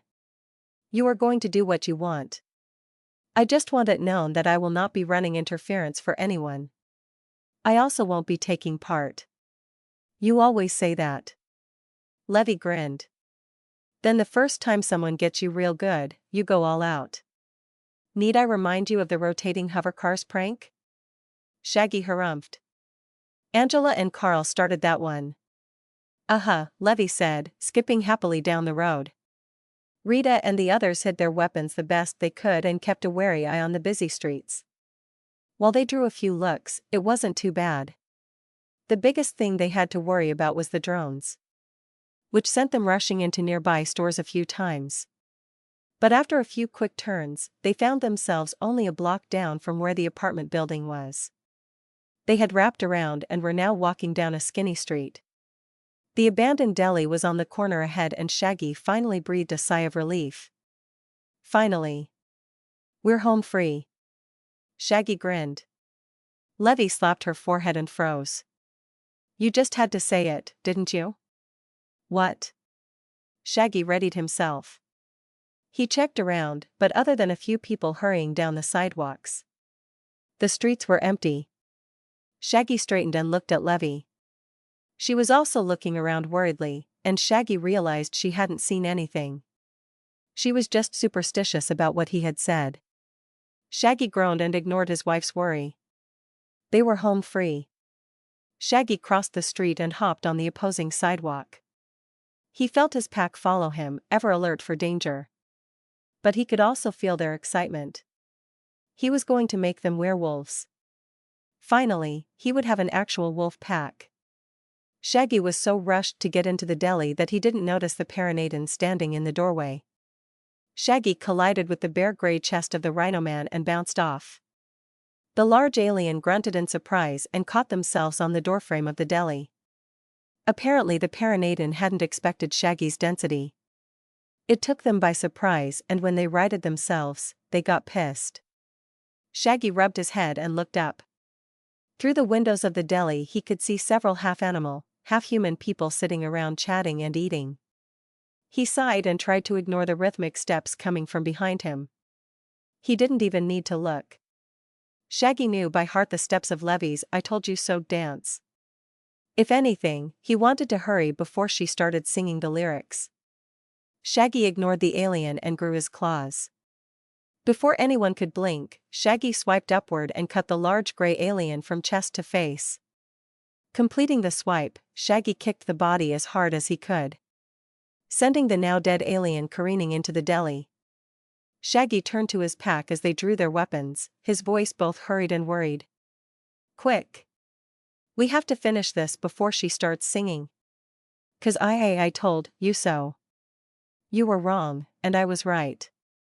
'Cause I told you so. Hopefully you have seen the light. 'Cause I told you so. Shaggy sighed as Levy danced around the deli. Broken furniture and animal-human hybrid bodies were strewn across the floor. But the lithe drow danced across them all as she sang her song. Shaggy's pack was picking over the corpses and Shaggy was keeping watch. Which meant he had a prime seat for Levy's "I Told You So" dance. It was a dance he had grown very familiar with. Levy was a very superstitious woman. More so in the games they had played. Any time Shaggy mentioned or said something that could bring the RNG gods down on their heads, Levy would ready her dance. Shaggy didn't think it was truly warranted here. But that wouldn't have stopped her. The wild bunch were already out in force looking for who hit them. So they were bound to run into them, anyway. Now that they had, Shaggy wasn't impressed. Most of the animal people were just slightly stronger than a standard human thug. Rita and the others had little trouble wiping up the 10 hybrids in the deli. But with Shaggy and Levy helping, it was a slaughter. They had hit the front of the deli like a hurricane, dashing in and slicing, burning, and shooting all who stood in their way. Now the deli was a mess and Shaggy was sure sirens were going to go off at any minute. But if they could get away with some extra credits, why not try? Although he thought Levy could have helped. When he said so, his wife got an annoyed look on her face while still dancing. Love, you know this is tradition. When your stupid mouth gets us into trouble, I get to dance. Shaggy rubbed the bridge of his nose. How is this my fault? We knew the bunch were out in force. Levy stopped twirling and cleared her throat. Ahem, I quote finally. We are home free, end quote. So you see, this is all your fault. Levy began dancing again. As Shaggy let the matter drop. He wasn't sure how his excitement at being close to home had spawned enemies. But credits were credits. So far, there hadn't been any sort of police presence either. Even with Sybil and Vic shooting the place up.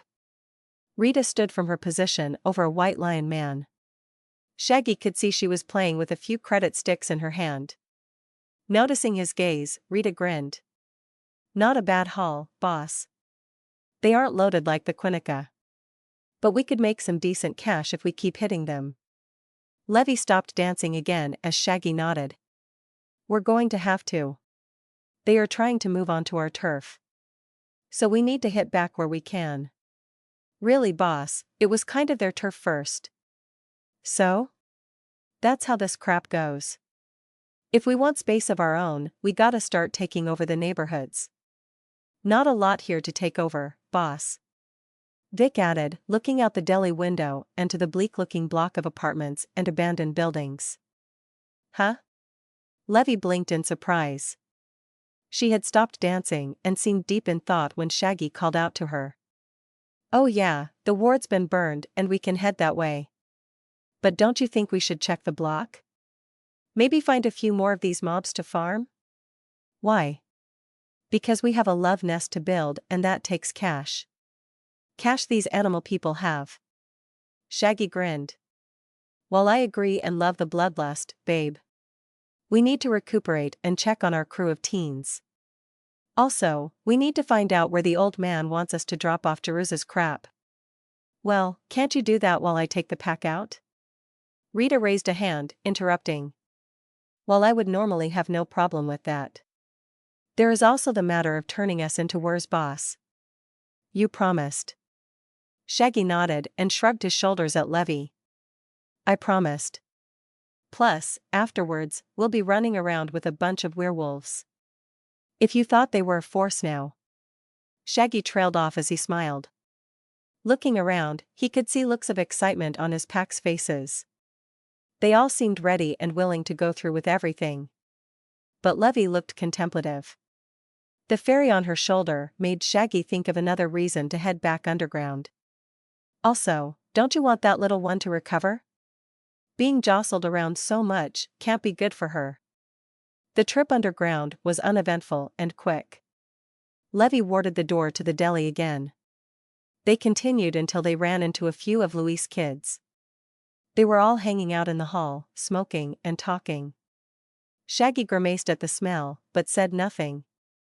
With curt nods and a few quick conversations, Shaggy found that this group had also just returned from scouting on the surface.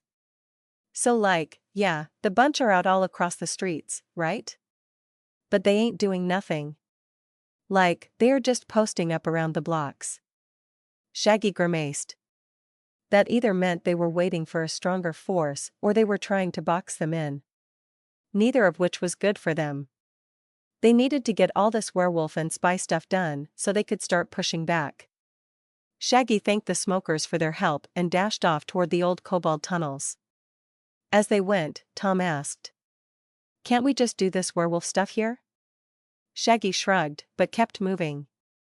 Maybe, but from what I know, it's going to hurt.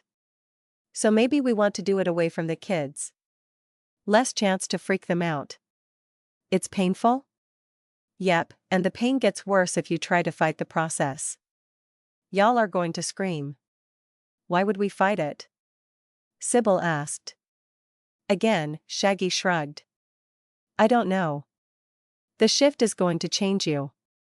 Maybe if you aren't 100% sure about that change, it slows the process. Meaning more pain. Shaggy could feel his pack tense in both worry and excitement. This is what they had signed up for, and the system message hadn't said they would die from the change. He just hoped none of them would go crazy or anything. The senses alone could be a bit much. They would also have to get used to their strengths. His group zigzagged their way down and down into the dark until they finally arrived at the open cavern. Shaggy barked out a harsh laugh at what he saw. Luis and Mari's teens were in the large oblong cavern. Some were training, others were cooking on campfires, and some were setting up tents. The kids had turned the large cave into a campsite, of all things. Shaggy couldn't help but laugh at how industrious the lot of them were. Luis was helping with the tents, while Mari was exercising alone. Shaggy was about to go talk to the kids when Levy's hand grabbed his arm. Gazing up at his wife, he saw her staring at something in the middle of the cave. She was grinning, and when he turned to look, he couldn't help himself. In the center of the cave, standing where anyone could see, was a player terminal. Shaggy was sure it was a simple hideout terminal and not one for a lair. But with the excited way Levy was hopping around, he didn't want to explain the difference to her. Levy ran off and Shaggy was about to join her when a mental tug brought him back around. Rita and the others were staring at him with equal parts excitement and fear. He sighed and sent them soothing thoughts. He was more than sure they would be fine. Just some pain and then some awesome demon werewolf powers. Shaggy wondered about the whole demon wolf thing and how that would work. But he shook it off and started for the far wall of the cave. He gave Levy a brief wave as she examined the player terminal. She vaguely waved back, but seemed intent on reading everything she could. Once they were against the far wall and away from the kids, Shaggy brought up his werewolf tab and looked everything over. The notice hadn't described how the entire process would work, and he was unsure if it would play out like a normal werewolf. Did he have to bite them? Or was it a skill he could click? He was reading when he realized that his entire pack was standing ready with their sleeves pulled up. Shaggy could even see Tom shivering in anticipation. Seeing that the skill was called Werewolf Bite, he decided to just go for it and dove in. Rita was the first to get nipped, and he tried to not to gouge her too badly. He kept his mind partially on what he was doing and partially on activating the skill. Rita grunted as his teeth sank in and he quickly bit in and out. Without pause, he moved down the line to Seacrass, Vic, Sybil, and finally, Tom. By the time he had gotten to Vic, Rita had collapsed on the ground, rolling in pain. Her face was contorted and her mouth was open, but no screams spilled forth. Seacrass was the same, but Vic and the rest collapsed screaming. After biting Tom, Shaggy rushed to Vic and tried to calm the man down. Sybil was also on the dirt floor, rolling back and forth in pain. Vic seemed too busy screaming to see Shaggy, and Sybil was kicking and jerking around too much to get close. Tom was just screaming and Shaggy couldn't get a word in edgewise. Sighing, he backed away and let the process do its thing. Looking up, he saw the teens staring in horror at him. He waved and smiled blandly. Levy was still at the terminal, tapping away at a holographic keyboard. But the drow raised a questioning eyebrow at him. He just shrugged back at her and sat with his pack as the bite changed their very DNA or whatever NPCs had. He supposed that the game's AI would replicate DNA and then change it? Or maybe it just fundamentally changed the NPC model? His thoughts whirled as the others screamed and grunted in the dirt. As Rita was the first to be bitten, she was the first to snap out of it. Shaggy gaped as the older woman stood. He hadn't known the changes would be that striking. The normally older woman now looked younger and was far more fit. Which Shaggy had expected. What he had not expected was the slightly reddish tinge to her skin, or the dark scare to her eyes. It wasn't an enormous change, but it was noticeable if you had seen what the woman had looked like before. He was about to comment when Seacrass unfurled from the floor next. Shaggy groaned. The lizard man had been changed even more strikingly than Rita had. The green scales of Seacrass' body had taken on a darker redder hue. His normally human-esque hands now were closer to claws, and his teeth were massive fangs. Shaggy wasn't sure how the big lizard was going to take the changes to his body, but he had little time to wonder as Vic and Sybil stood next. The pair held on to each other as they stood on wobbly feet. They had the same changes as Rita, mostly. Dark brown skin tone, younger-looking appearance, and the whites of their eyes had gone black. Although in Sybil's case, the color was probably closer to gray. Also, Vic's normally close-cropped hair was now shoulder-length and darker. Both were far more muscular than they had been before. They were gawking at one another as Tom stood in total Tom fashion. That sucked. He yelled as he got to his feet. Tom was the least changed in body shape. He was still a tall, lithe man. Just now, he had longer hair and sharper teeth. In fact, Shaggy thought he looked like a long-haired, blonde Vlad. Tom got himself reoriented and hopped up and down for a few seconds. He seemed full of energy, and as Shaggy looked, he thought the same was true for the others. Each was shifting on their feet and flexing their fingers and arms. Shaggy could feel their energy hum over the pack link, and he turned his attention fully to the bond they shared. The link almost overwhelmed him as he mentally dove into it. He knew Rita could smell the blood rushing through her veins. He could feel the muscles on Seacrest's chest bulge as he flexed. Vic was playing with his new eyesight, trying to pinpoint the farthest he could see. Sybil was flexing her fingers and trying to ignore the heat radiating from her own body. She was running hotter than usual, and Shaggy was unsure why. Tom was trying to shift into a full wolf.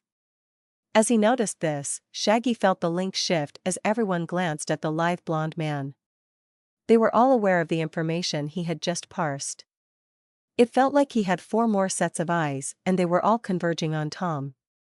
Tom felt it too, as he jolted in surprise before he turned his attention to the link and saw them watching. Shaggy pulled himself from the link and stumbled backwards. It was a lot to take in, but once he was out of it, he missed it. It had felt like being part of a greater whole, and by the hurt looks of his pack, they must have felt the same way. "Let's not play with that until we have a better idea of how it works," Shaggy said. Rita and the others nodded, but didn't look happy. Shaggy saw that he had a couple of unread notifications, but he let them be for now. He wanted to get a firmer grip on the changes his pack had gone through. The need to run was permeating throughout all of them. Even when he wasn't submerged in the pack link, Shaggy could still feel it. Their blood was running hot and his pack wanted to hunt.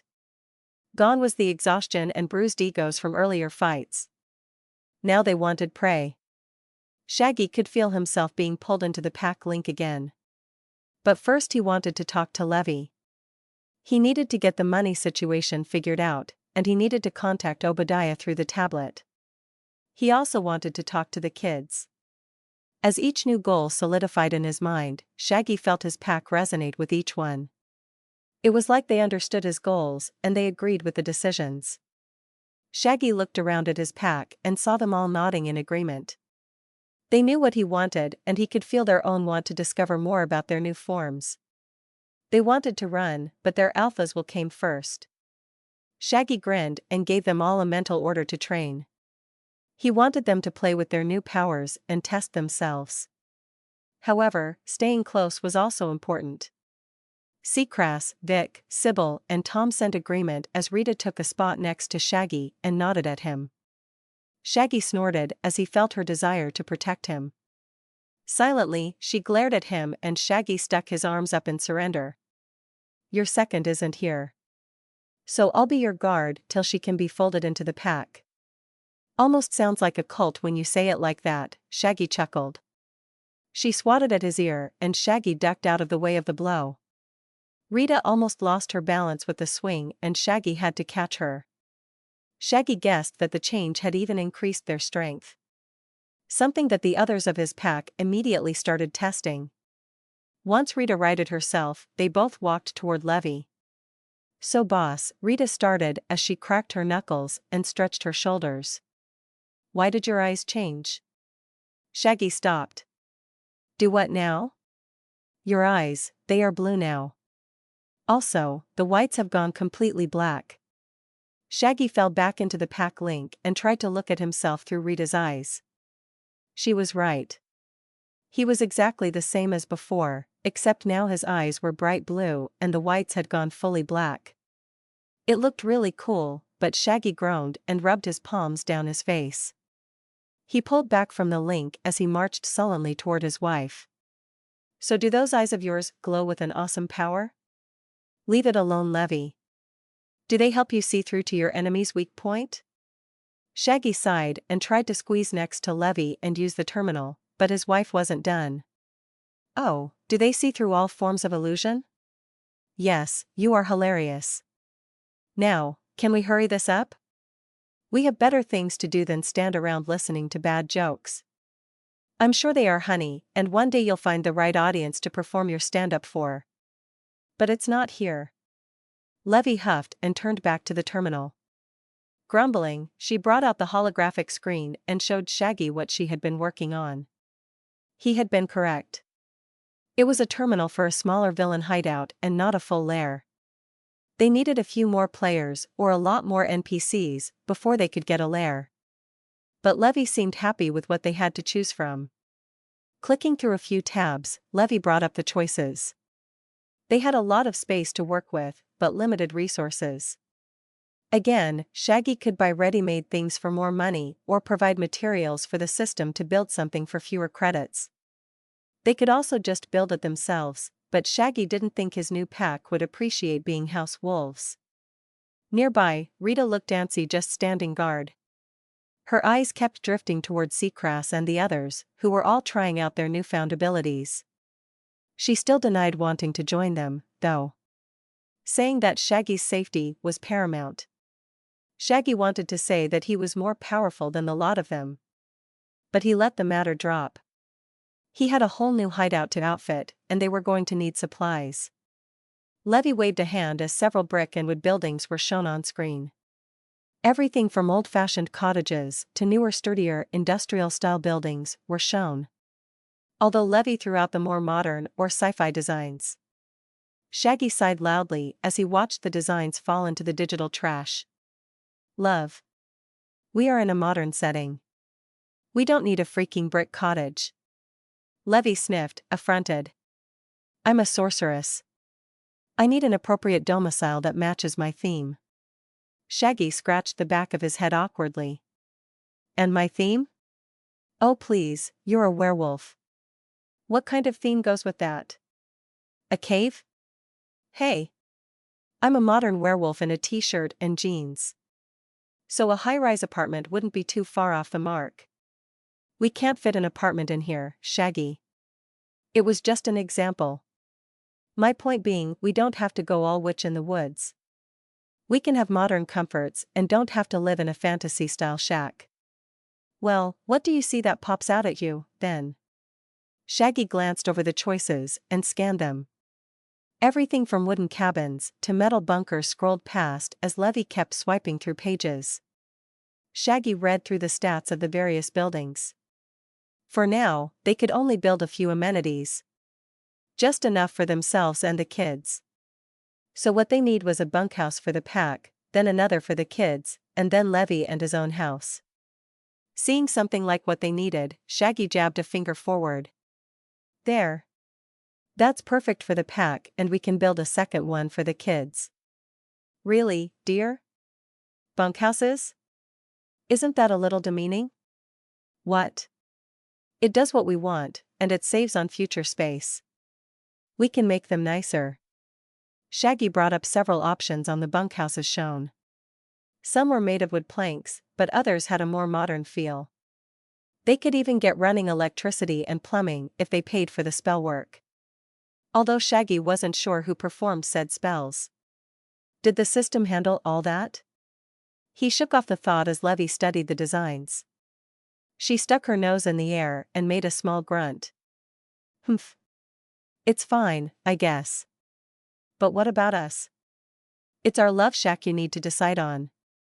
First, please don't call it a love shack. Second, we need to decide on it.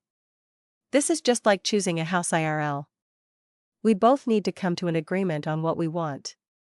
Levy straightened her back and crossed her arms. On anyone else, that sort of posture would look combative. But Shaggy knew that, for Levy, it was her "I'm listening" pose. She always closed in on herself when she was thinking. He just needed to be a part of whatever inner monologue she was having. Which meant he needed examples to show and reasons for a non-fantasy style building. Okay, so we have a witch and a werewolf ostensibly. So we need something that speaks to both those archetypes. A witch or sorceress makes me think tower or shack in the woods. A werewolf also has the woods aesthetic. But they can also be in caves or, like I said, an apartment or something more modern. Levy hummed in thought as Shaggy spoke. So I think what we need is trees. We can plant them down here and maybe magically nurture them? That gives us the forest look we want. Meanwhile, we can create a more modern-looking house to place at the center of our cave forest. But won't the looks clash too much? Shaggy grimaced as he mentally agreed. Sure, but what about a log cabin? Levy raised an eyebrow. Doesn't that clash with your modern house argument? Not really. We can make it a high-tech wooden cabin. On the outside, it fits the look of a forest setting. But inside it has all the amenities of modern living. We are going to need to find an electronics store or something for all the bit and bobs we need though. Why don't we just pay for it all with the system? We can buy the things and have the system place it for us. All it takes is credits. Credits we don't have. If we steal the resources, my pack gets to run off some energy and we save money. It's a better deal all around. Also, I get more Evo points to level and keep growing stronger. Levy huffed. We could use IRL money to buy things in-game. Shaggy shuddered. Don't be gross, babe. Fine, Levy rolled her eyes and let the matter drop. It took a little more back and forth discussing over the terminal. But once they were both happy with their choices, they had the terminal print a list of items they needed. It wasn't a short list and Shaggy wasn't sure where they would get most of it. He knew they could probably raid a construction company for most of the basic items. But some of the more esoteric things were going to be rough. After they finished, Shaggy shot a message to Obadiah through the tablet and then went to talk to the kids. Levy was still tinkering with how she wanted everything to look. The terminal even allowed her to see what the landscape would look like once all the trees were planted and grown. They were going to need a shitload of grass seeds and lamps for the cave. It was still almost pitch black in the cave. Even with the kids setting fires and running around with flashlights. It was quick work to find Luis and Mari, though. Shaggy had Rita run off and tell the others the plan as he sat next to an exhausted-looking Mariposa. The young girl had been working out since they got back and had finally finished. Shaggy could see the regret on the sweaty girl's face. No amount of wiping with a damp towel would make you feel clean after a workout like that. Shaggy gave the kid a commiserating look and asked, "You kids doing all right?" Luis and Mariposa glanced at each other before shrugging. He grimaced, sure the apartment had been a hole, but it at least had beds. But for some reason, the gang of kids had followed them down here. Maybe it was the cops or maybe the threat of the wild bunch. But either way, they were here now, and they needed to make the best of it. Well, if you need anything, let us know. We're going to go get some supplies to make this place a little more livable. Luis shot up as Mari looked excited. Like food? Or sleeping bags? Shaggy grimaced as it hadn't occurred to him or Levy that the NPCs would need beds to sleep in and food.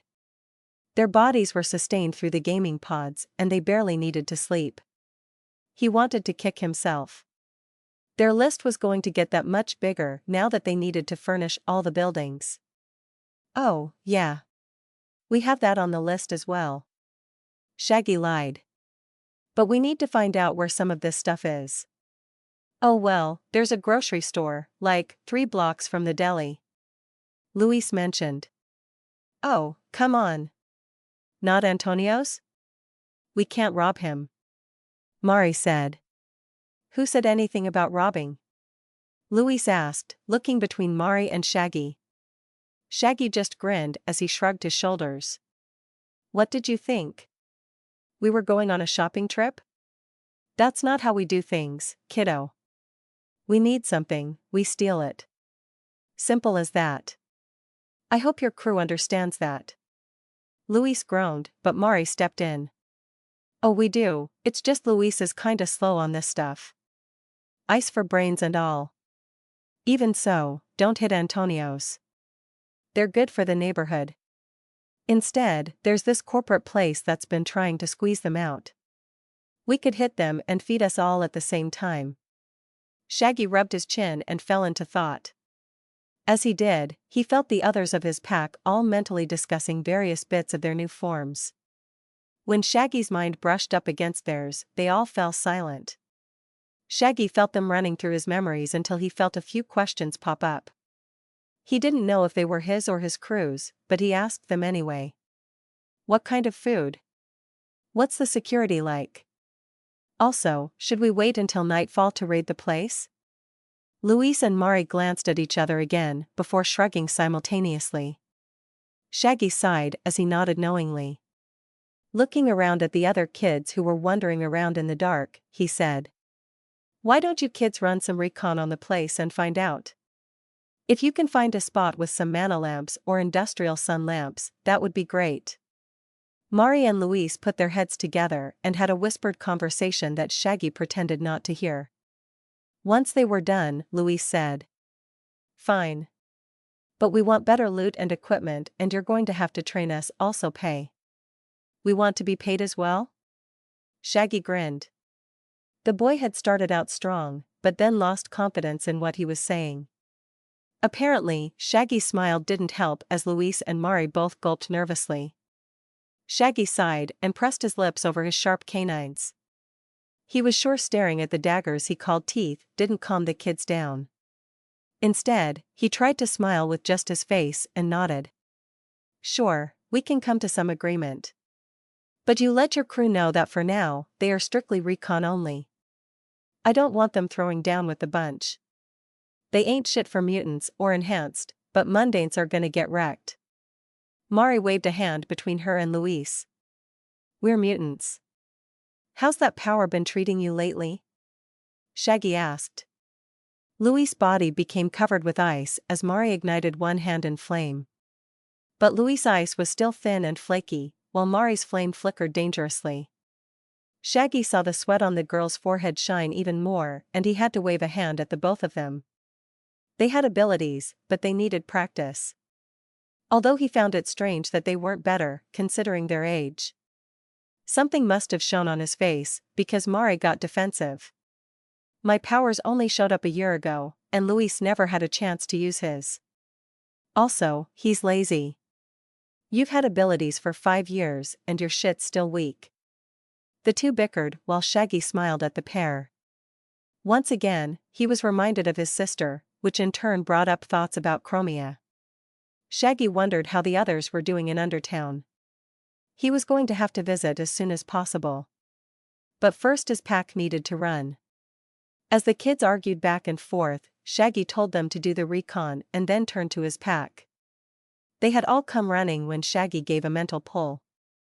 They stood ready and waiting. He could feel them almost pulsing with excitement.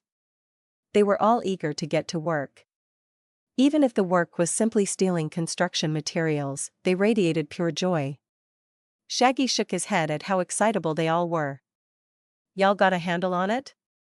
Shaggy asked. "Well, I guess we'll see how everyone's doing. First step is to steal a construction company truck and bring it back to the deli. We'll have to be on the lookout for the bunch again. I'm sure they've noticed a few of their own going missing, and we can be sure they'll be on the lookout." "What's the SOP on engagement, boss?" Vic asked in a half-growl. The pack smiled and Shaggy almost fell into the rush of feelings that washed over him. But he caught himself and turned to Levy. She was still standing at the terminal swiping through pages of choices and trying to find the just what she wanted. She felt his gaze and looked at him. Shaggy smiled and waved for her to join them, but she shook her head, nodding down at the terminal. Shaggy gave a fake pout, which caused her to laugh, but she still waved him away. "Looks like you're stuck with just us for now, boss?" Rita quipped. "I'll manage, Rita. Let's get you pups up to speed and then we go to work. You know, I can almost, practically shift already," Tom said as they walked toward the exit. so I doubt I need as much training as the others. Shaggy grinned as he thought about all the extra training he was going to give Tom.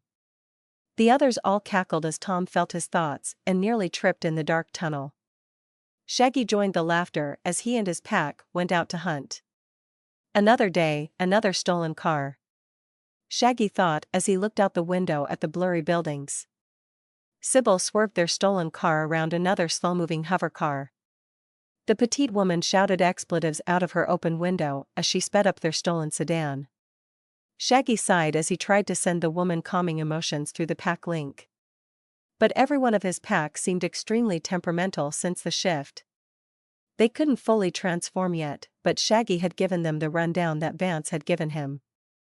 The Rita and the rest of the pack had been eager to try out various emotions to shift into their new Lupin forms. But Shaggy had stopped that. No sense having 6 werewolves wandering around downtown Austin. He figured they needed to get used to their new bodies first, before they attempted their first real shift. Of course, the pack took the news perfectly fine, and no one complained not. In fact, Shaggy was surprised he hadn't lost loyalty points after explaining why his pack couldn't try to shift immediately. Even the normally stoic Seacrass and Sybil seemed highly annoyed at the news. He placated them by explaining the grocery shopping trip they would do later that night. When Sybil destroyed the door of their first car theft attempt, they realized they should practice walking on 2 legs before using all 4s.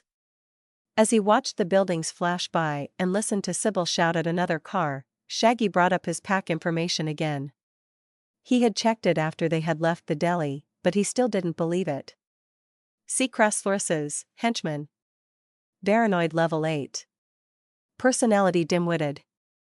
Class, bruiser. Loyalty 54 out of 100. Pack bond increase 5%.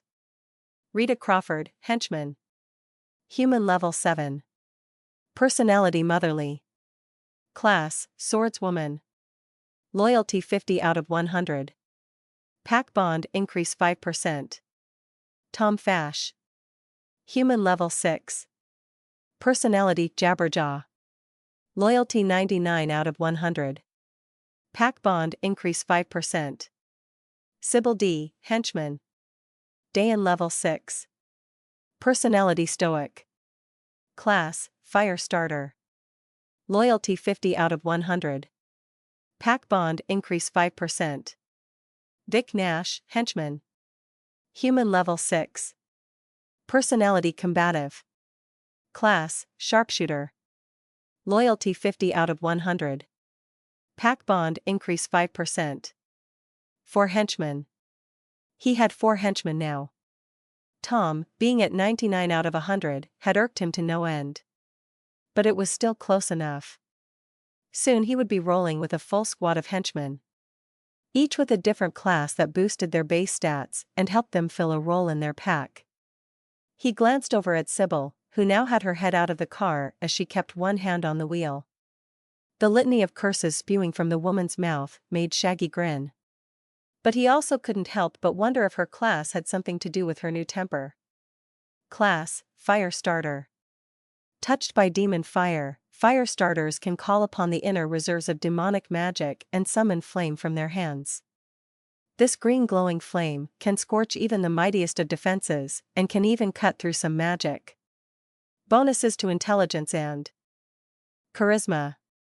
Want to see your enemies burned alive? Can't go wrong with a fire starter. Note, as this henchman is part of a pack, with the added enhancements, she would be considered a lesser tier super. Apparently, his stoic pack member had received a heavier dose of demon than the others. Shaggy wasn't sure why. Maybe Sybil had the right temperament for it, or maybe it was just the luck of the draw. But he now had a fire-spewing werewolf in his pack. He could barely contain his excitement. Rita and Vic's classes hadn't been anything groundbreaking in comparison, but Shaggy was still happy to see them. It all made his pack that much tougher and gave them an edge in battle. A low hum in the back of his mind brought Shaggy's attention back to the link they all shared. Feelings of contentment and excitement whirled around in his mind and he peeked into at the link. It was a weird feeling. Almost telepathy or emphatic link, but not as heavy. If he focused, he could get more information and even converse with his pack. They could even push thoughts toward him. Right now, he was getting a sarcastic thanking from Rita. Turning, he saw that both the newly young woman and Vic were glaring at him. What? Rita just tapped her temple as Vic answered. We can feel how proud you are of Sybil, boss. We're just wondering where's the love for us? Shaggy shrugged and turned back around in his seat. He clamped down on his emotions as best he could as he responded. Hey, I'm proud of all of you. I just didn't know that sweet Sybil had such an impressive vocabulary. Sybil's voice echoed in the car as she shouted out the window. Tom, who sat in the middle in the back between Rita and Vic, harumphed as readjusted in his seat. Well, we don't need to be downtown. In fact, we shouldn't. If a drone spots a stolen vehicle, we're going to get tagged and the cops will be on us like spandex on a soup. Sybil jerked around in her seat and Shaggy had to grab the wheel as their car swerved sharply. First off, we don't have to worry about drones. This car wasn't tagged. That's why I choose this old rolling model. Second, we have to go through downtown to get to the warehouse district, shit knows. Tom growled low in his throat. A sound Sybil returned and Shaggy could feel heat coming off the pack bond in his mind. He doused it in his mind and sent them both a command to cool it. The growling stopped and Sybil returned to the wheel and lanky Tom went back to trying to get comfortable. But his shifting started to get on Vic's nerves, who smacked the other man on the knee. Stop moving.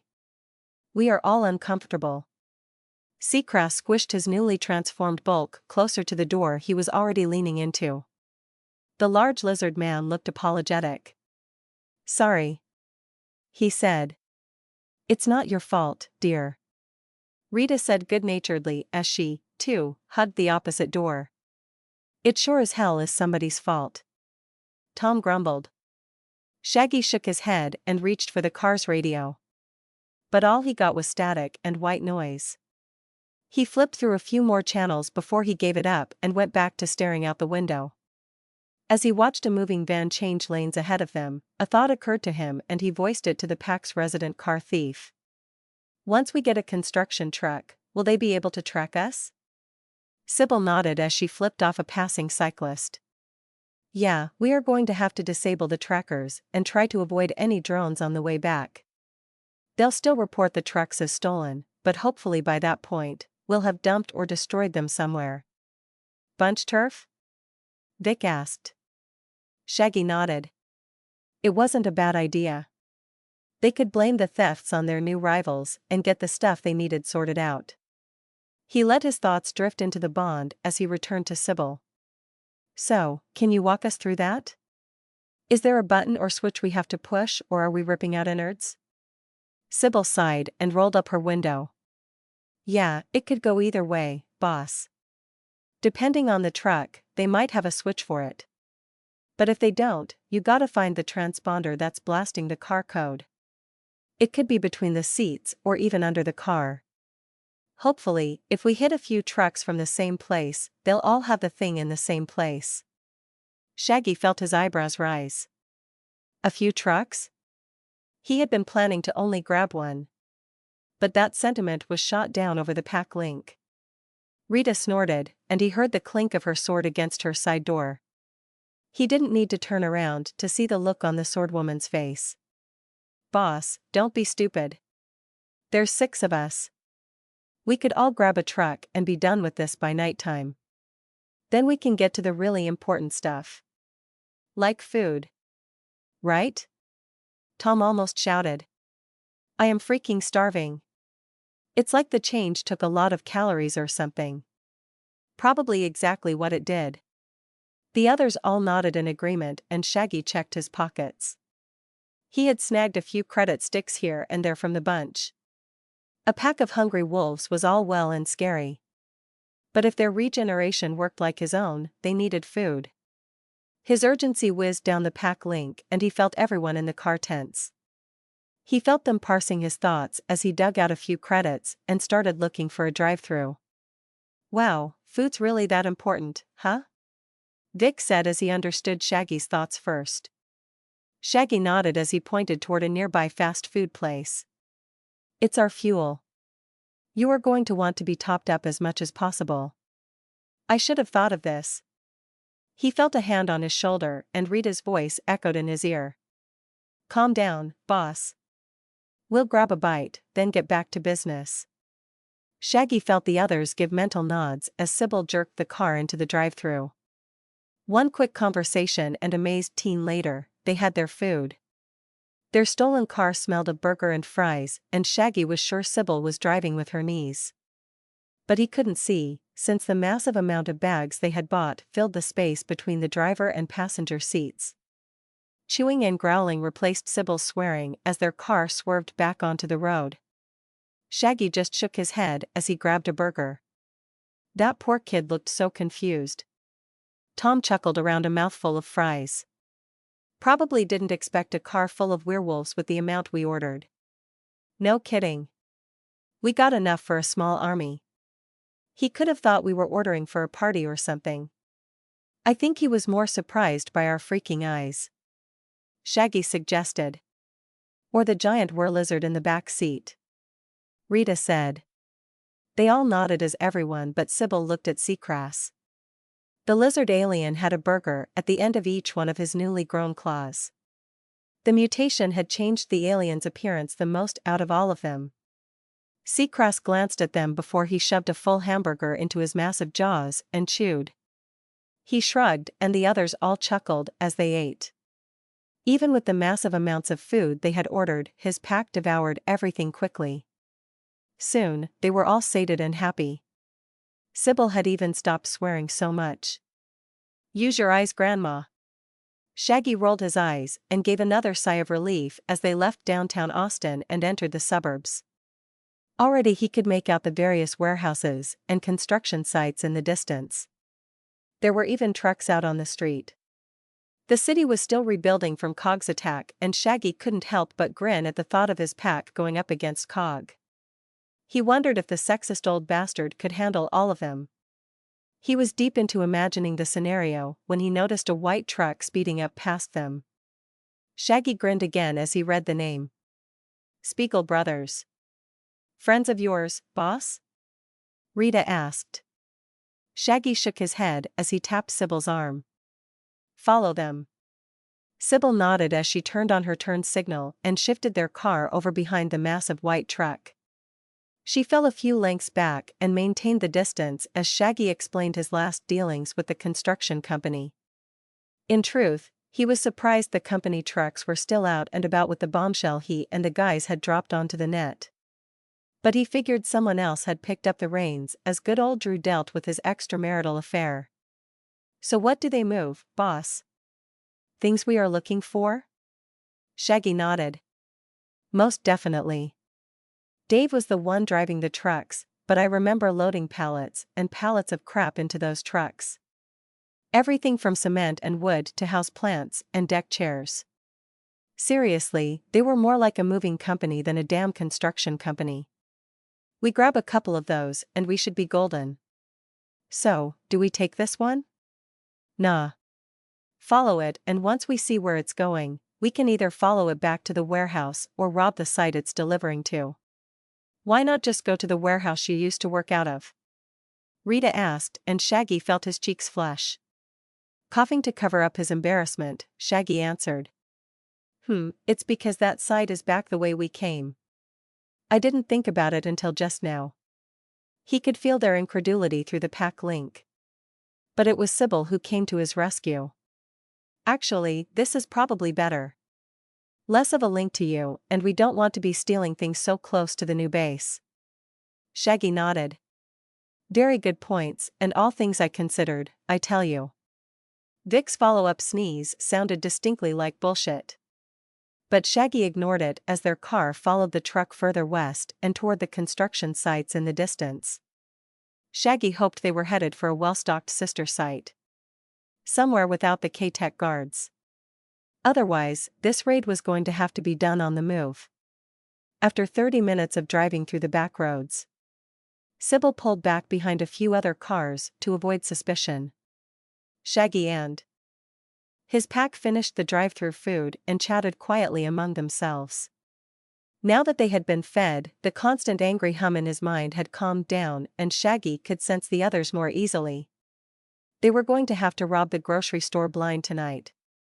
6 hungry wolves were going to go through a lot of food. Sybil tailed the truck for a short while longer before Shaggy tapped her shoulder and had her pull over. Ahead, he could see a construction site with large equipment and dozens of people moving about. It appeared the truck was headed to a work site, and they didn't need to hit a bunch of people just rebuilding their homes. That thought triggered a mental chuckle from Rita. "You're the worst bad guy, boss." "Hey. Being a villain doesn't mean being a dick." Everyone in the car spoke over him. Shaggy just grinned and signaled for Sybil to turn the car around. They would wait for the truck to leave and follow it back. From there, they could jump several trucks as they left and see about getting the transponders taken out. As the car spun, Shaggy watched the truck pull into the grass near the work site and the driver and passenger get out. Thoughts of the tracker device in the trucks had him forming a quick plan. A plan that the others quickly picked up on. Rita twisted in her seat and dragged Tom by the collar out the door. Sybil unbuckled herself and followed suit. Shaggy could hear the lanky werewolf complaining. "Why do I have to go too? You are the sneakiest, and Sybil needs to see the device to figure it out. So you get her close and she'll figure out what we need to disable them. Boss plan is good for once." Shaggy coughed. "Well, that was unnecessarily hurtful." Rita tapped on his window and said nothing as she shoved Tom toward Sybil. The petite was already in a half-crouch and waiting. Tom looked like he wanted to keep arguing, but instead he huffed and crouched low in the tall gross. Shaggy felt the two in his mind as he monitored the rearview mirror. The work site seemed focused on unloading the truck, so he hoped the pair would locate what Sybil needed quickly. Sitting back in his seat as Rita got back in the car, Shaggy was surprised by the sound of paper crinkling. Looking around, he found a burger on his seat, between his hip and the chair. Grinning, he unwrapped the still warm food and quickly devoured the morsel. He could feel the jealousy of his pack through the link and he gave them a meat-filled grin. Vic and Rita shot him the finger and cursed him. But Seacrass just chuckled. Shaggy swallowed the remaining bits of food and sank back into his chair, smiling wide and wishing they had ordered more drink. Luckily, Sybil and Tom weren't long with their scouting. However, when they came back, Sybil fell into contemplative silence. Shaggy and the others let her think through whatever she needed to. Tom shrugged his shoulders when the others glanced questioningly at him. So Shaggy sat back once again and waited. Even when the now empty delivery truck pulled away and Sybil moved their car to follow. They followed at a distance as the large white truck made its way back toward downtown. Shaggy sucked in a breath. He thought the Spiegel brothers' truck would head toward the warehouses he and the others had worked. Instead, the truck turned just before heading downtown and curved away.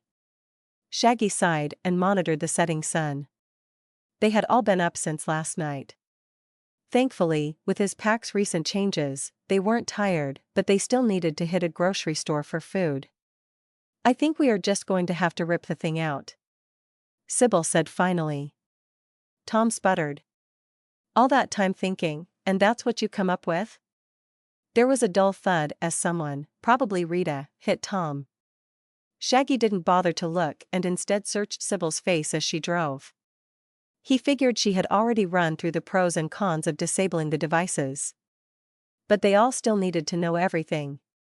"That going to be a problem?" Shaggy asked. Sybil shook her head. "It'll just mean drones will swarm the truck's last known location. We are going to have to book it. I was trying to think of a way for us to keep the trucks. But we are going to have to dump them fast once we get everything offloaded. So nothing we weren't expecting." "Where is it?" "Just behind the passenger seat. Almost under it. Rip it, shoot it, or chop it. Make it not work and then get the truck out of there." Shaggy nodded and went back to watching their target as it continued westward. Sybil was still coasting behind several other cars. So Shaggy was sure they hadn't been seen yet. Rita asked a question from the back seat. "How many are we grabbing?" "3." Shaggy answered automatically. "That way when it comes time to dump them on bunch turf, we can have 2 per truck. I don't want anyone walking through enemy territory alone." There was mild grumbling from the others, except for Seacrass. But everyone seemed to take his orders seriously. Shaggy didn't think his pack would have any trouble with the bunch, but he didn't want to risk it. Once they were clear of these jobs, they could take a break below ground and get things settled. "We'll hit them in transit. As soon as they are far enough away, Sybil, pull alongside. Seacrass or Rita can jump out and take the truck.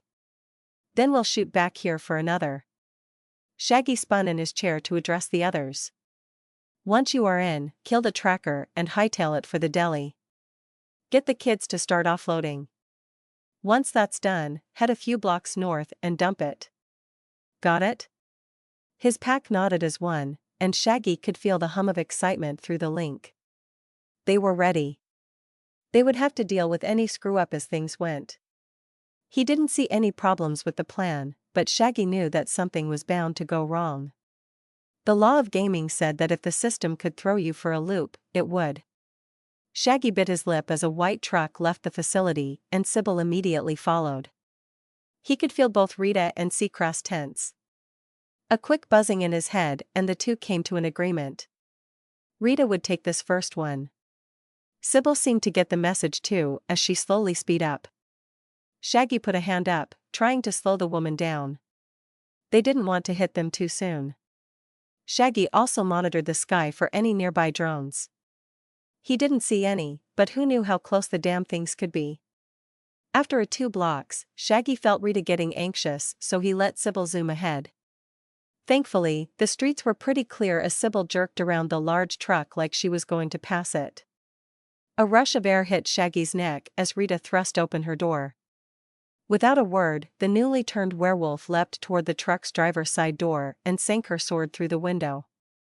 Shaggy grimaced. Rita yanked the door open and rushed into the truck's cab. The driver's body was flung from the open door, followed by another out the passenger side. Sybil slowed and got behind the truck. Once Shaggy got the okay through the pack link, Sybil pivoted off the street into an alley. "That's one," Tom said. Shaggy could hear the grin in the lanky man's voice. He had to admit, it seemed to go pretty well. As their car followed the roads back toward the Spiegel brothers' warehouses, Shaggy heard the sounds of drones ahead. He kept an eye on them as long as he could, but soon they were back and waiting for another truck. Shaggy gave Seacrass a questioning eyebrow. But the large lizard man simply grinned back, showing off a large row of impressive fangs.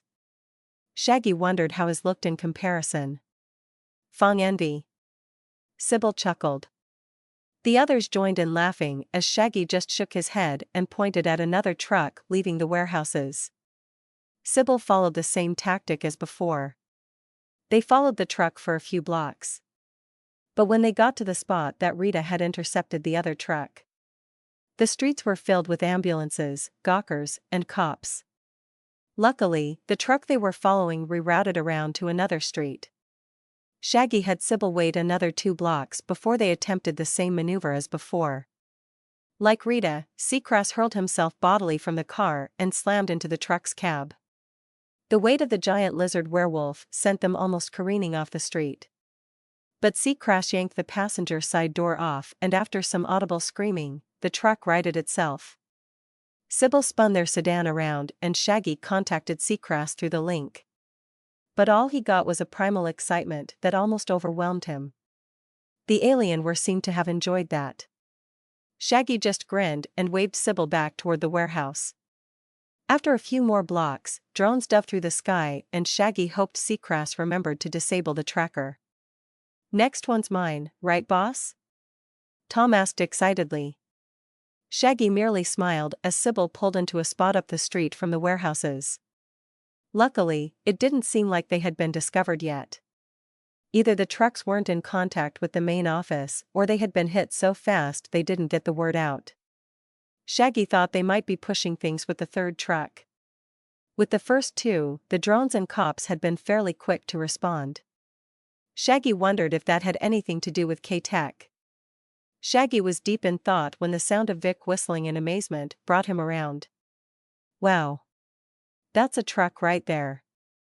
Shaggy had to agree. The other Spiegel trucks had been large white trucks. The next one out of the warehouse was a large gray monster of a vehicle. Shaggy was sure he could see armored plates on the thing. While the others had been standard large four-wheel trucks, this thing was an 18-wheel monstrosity. Movement on top of the truck brought Shaggy's attention to two men hooked by cable onto the roof of the moving truck. Both men were wearing K-Tech armor, and Shaggy was sure there were others inside the truck itself. Boss, maybe we should let this one go," Tom said weakly as the truck slowly turned away from them. "This is going to take all of us," Shaggy said. "I want Sybil and Tom to hit the cab. Vic and I have the top. Then we'll all converge in the back and deal with any problems there. Sybil, I want you to prioritize finding and disabling trackers." He got mental confirmation of his orders through the link. Although Tom sent worried vibes to everyone. Shaggy didn't say anything, though. Tom was right. This was probably dangerously stupid. But when the gaming gods bless you with a gift, you gotta take it. He readied his claws and gave Sybil the go-ahead after a few blocks. With a rush of adrenaline, Shaggy shoved his door open and kicked off the floor of the sedan. He slammed into the back of the truck and scrambled for purchase with his claws.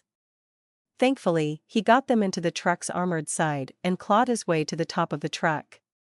The monstrosity jerked as Shaggy scrabbled over the edge. They had been noticed. Vic's rifle cracked from the street as Shaggy stood and caught his footing. Blue pulses of energy whizzed by his head as the two K-Tech guards opened fire. They were screaming at him, but their voices were caught by the wind. Shaggy assumed they weren't shouting nice things, though. He leapt forward and aimed his claws at the first guard's armored torso. The second was readying his energy rifle when some of Vic's shots found home.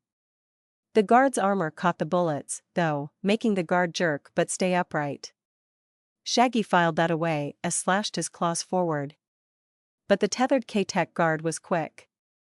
He dodged nimbly backward and tried to get his rifle into Shaggy's face. Shaggy swung his arms upward and clipped the rifle's barrel. He felt the thing give, and he heard metal snap as the guard's weapon became useless. Shaggy grinned and dove back at the man, but the swerving truck and unsure footing made him overshoot. He had to catch himself on the roof with his claws before he was thrown off. As he righted himself again, Vic's rifle cracked again. The cord tethering the K-Tech guard to the roof snapped and blew uselessly in the breeze. Shaggy almost cackled as he felt Vic do the same to the other guard's cord. Now they were on a more even footing. Shaggy jumped and let the wind take him as he angled both feet toward the first guard's chest. His target tried to move, but it was too late. Shaggy's dropkick slammed into the man's side and sent him sailing off the back of the truck. Shaggy's elation was short-lived as a sharp pain slammed into his back and his feet left the truck's roof. He could smell his skin burning as more blue energy shots came his way. Vic returned fire as Shaggy tried to catch himself on the back edge of the truck. He just managed to get his claws into the rim of the back door when the truck swerved mightily again. He grinned as the second K-Tech guard went sailing over his head and off the truck.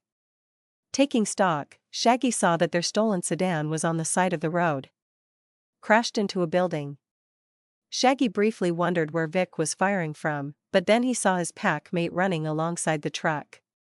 The sharpshooter was huffing and puffing and was slowly falling behind. Shaggy raked his claws down the back of the truck until he was halfway down the back door. The truck jerked again, but Shaggy jammed his claws deeper into the metal and turned to offer a hand to Vic. The man slung his rifle over his shoulder and doubled his speed as he leapt for Shaggy's outstretched hand. Shaggy caught Vic and lifted him bodily toward the top of the truck. That's when the door he was stuck in swung wide open. Shaggy had enough time to see Vic's eyes widen in surprise before the gunman went over the now open door. Vic grabbed the top of the open door as he went over, and Shaggy sighed in relief. But then energy rifles and Vic's own gun sounded on the other side of the open door. Shaggy was sure that whoever was in the back of the truck was shooting at his NPC friend. Grunting with effort, Shaggy clawed his way around the open door. Shaggy glimpsed down the side of the truck and he saw the open driver's side door. So apparently Sybil and Tom were inside the truck now, at least. Once he got his claws around the edge of the door, he flung himself around its side and into the still firing beams of K-Tech energy rifles. Vic was grimacing as small round patches of burnt skin smoked on his body. Shaggy also grimaced, but focused on the 3 men inside the truck. All of them were in black armor and firing away at the both of them. They were good shots, too. Shaggy could feel more burns appearing on his front. Luckily, the energy weapons didn't have a lot of knockback. Vic's rifle clicked empty, and Shaggy heard the sharpshooter swear. "Gotta go in close," Shaggy shouted over the wind of the still-moving truck. Vic nodded grimly as Shaggy gave a mental countdown. Once he got to 0, both he and Vic leapt off the door toward the 3 guards inside. Shaggy had his claws up and ready. Vic had his rifle raised like a club. They slammed into the 3 men and went tumbling deeper into the truck. Shaggy saw brief glimpses of countertops and lockers, but he ignored everything as he tried to jam his claws through the nearest guard's armor. A snap hiss in the air indicated the guards were now using stun batons. Shaggy dug his claws deep into the nearest guard's chest and stood. Vic was tussling with another guard in the long truck bed, so Shaggy rushed to help. But a snap of electricity and his muscles convulsing had him turn around.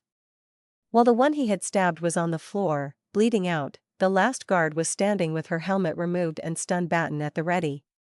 She went for another jab and Shaggy had to sidestep, pushing his back against a long countertop in the truck.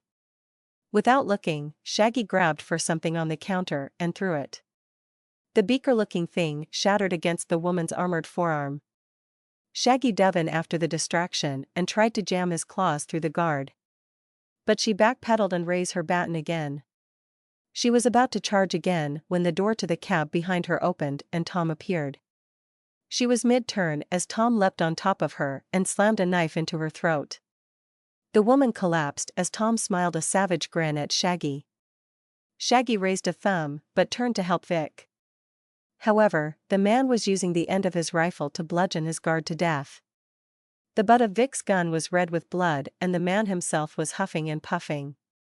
Shaggy clapped Vic on the shoulder and moved to close the back doors.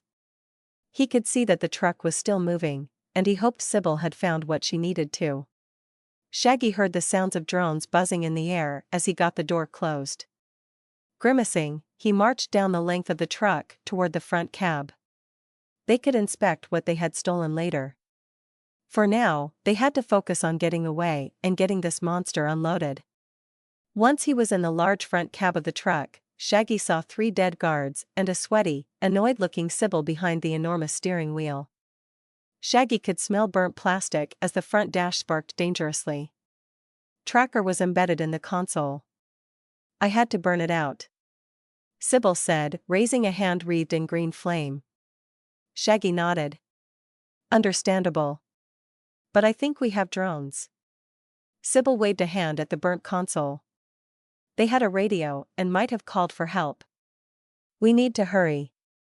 "No shit," Tom screamed from the back of the truck. "Get as much packed away as you can," Shaggy shouted back. "We are going to have to do everything at a run." "Already on it, boss," Vic replied. "Some of us, that is. I am taking a well-earned breather," Tom explained. "We've got 5 rifles, 1 broken. 8 stun batons, 5 sets of armor, 2 with large gashes in them. We should probably dump those, though."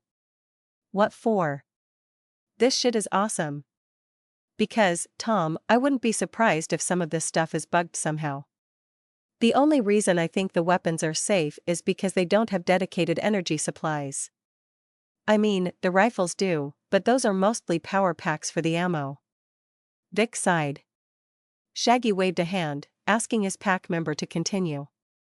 Vic went back to listing what they had found.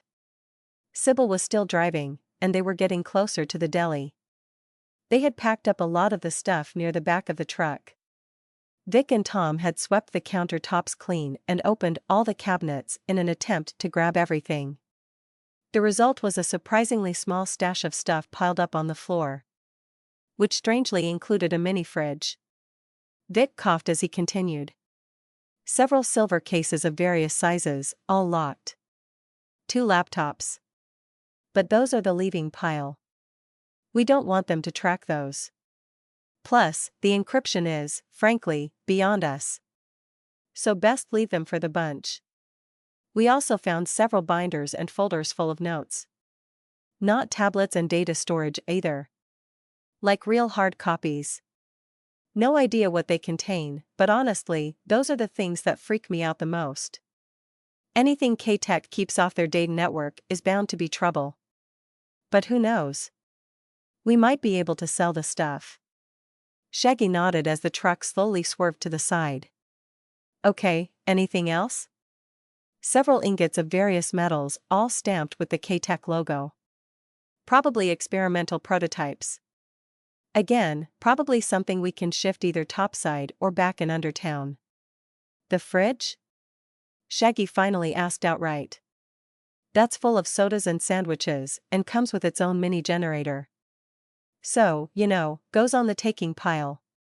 Shaggy nodded. Fair. Boss. Sybil's voice called from the front. We're getting close. Okay. Shaggy moved to help with the stuff as Tom rushed to the front cab. He and Sybil would ditch the truck on wild bunch turf and rush back to the deli. He wasn't sure about leaving them stranded at such a giant target. But they assured him they'd be safe. In the end, Shaggy had to go with it. He was needed to offload their prizes quickly. Shaggy even suspected that they would have to do a rolling stop lest the drones catch up to them. The buzzing had been constant, but none of them had seen a drone yet. It was like a swarm of locusts was always just over the horizon and they were fleeing from it. Shaggy picked up the mini fridge and awkwardly placed it under his arm. It hummed with life and he swore he could hear various snacks shift from within. Vic grit his teeth at the noise, but said nothing. Once they had armfuls of stuff, Shaggy opened the back doors. He immediately identified the street that ran in front of the deli. They really were close. After another sharp turn, the gray metal truck squeezed itself into an alleyway and Sybil called out from the front. Go. Shaggy and Vic jumped off the still-moving truck and quickly rushed to the side entrance of the deli. A slim teen was smoking outside the door, but as soon as he saw them, he rushed to help. Shaggy dumped everything he was holding at the side door and ran back to the still-moving truck. Vic hot on his heels. Between the two of them, they got the back unloaded before the truck made it halfway down the alley. As the sounds of drones drew closer, Shaggy shouted down the truck. Clear. Keep safe and make it back quick. He felt gentle affirmations from the pack link and he slammed the back doors close before rushing back toward the deli. He had just entered the side door when a half-dozen drones swooped overhead. The kid and Vic dragged most of the stuff inside and, with Shaggy's help, they pulled in the rest and closed the door. A trailing drone zipped around the alleyway, red light scanning everything. Shaggy and Vic held their breaths as the small thing buzzed just beyond the door.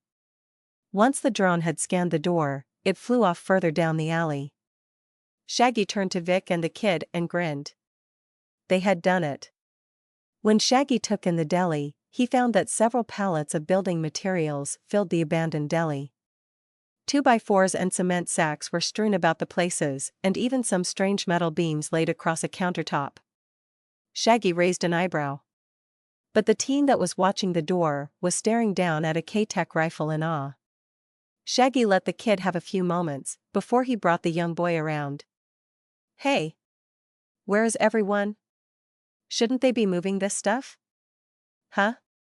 Oh. Yes, sir. We were just getting it.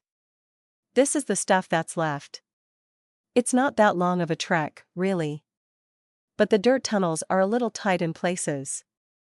Mari was getting them widened as the scary lady had everyone else help move things. Shaggy shot a look at Vic. Levy or Rita? Well, one is the boss wife, and the other is the fiercely loyal mother hen of our wolf pack. So I believe I'll keep my mouth shut on this one, boss. Bah. You're no fun. But I am alive and wish to stay that way. The kid adjusted his jacket and pulled a cigarette from inside his coat. It's the sword lady, boss. She had most of the kids scared witless when she arrived. Shaggy grinned.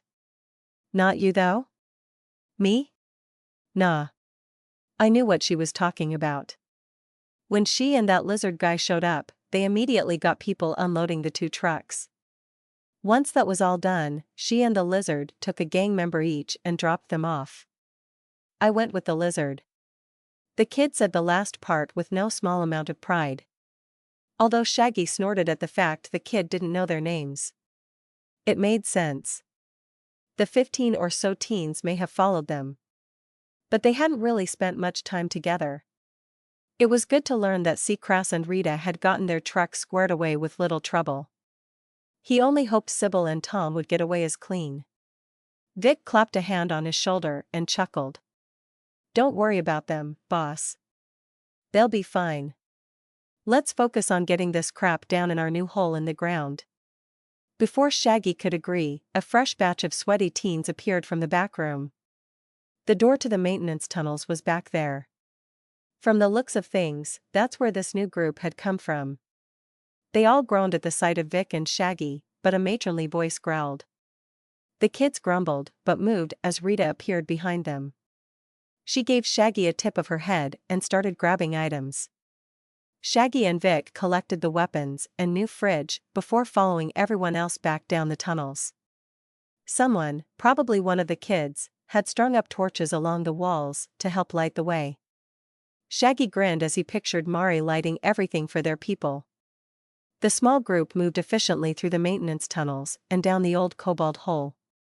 It was a quiet trip, filled with the sounds of exertion coming from exhausted teens.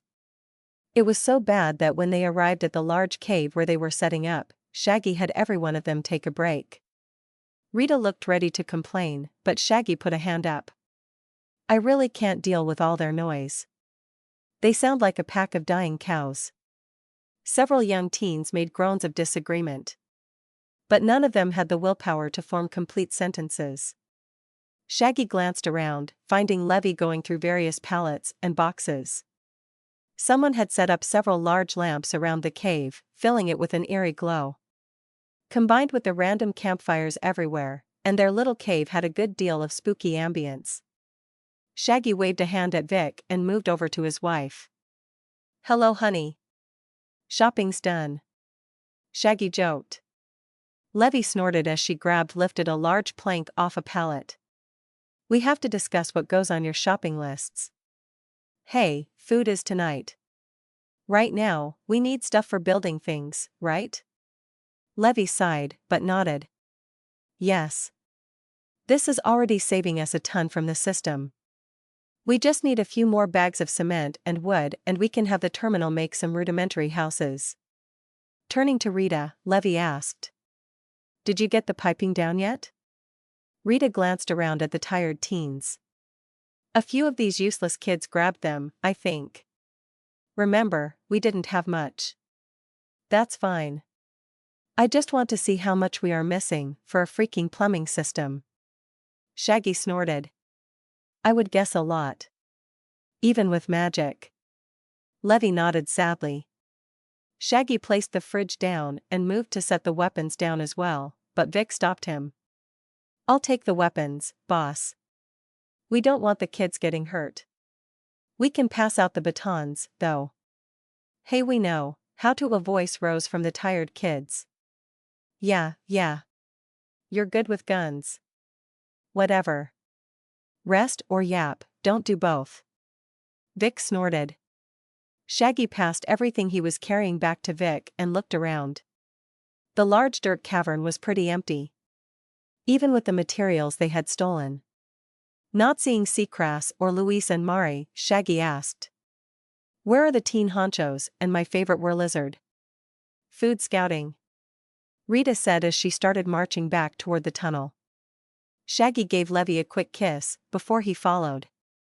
He was surprised to see a few teens get up and follow them. He sighed at the thought of listening to them breathing so hard. But they really could do with the help. There were a lot of pallets up top.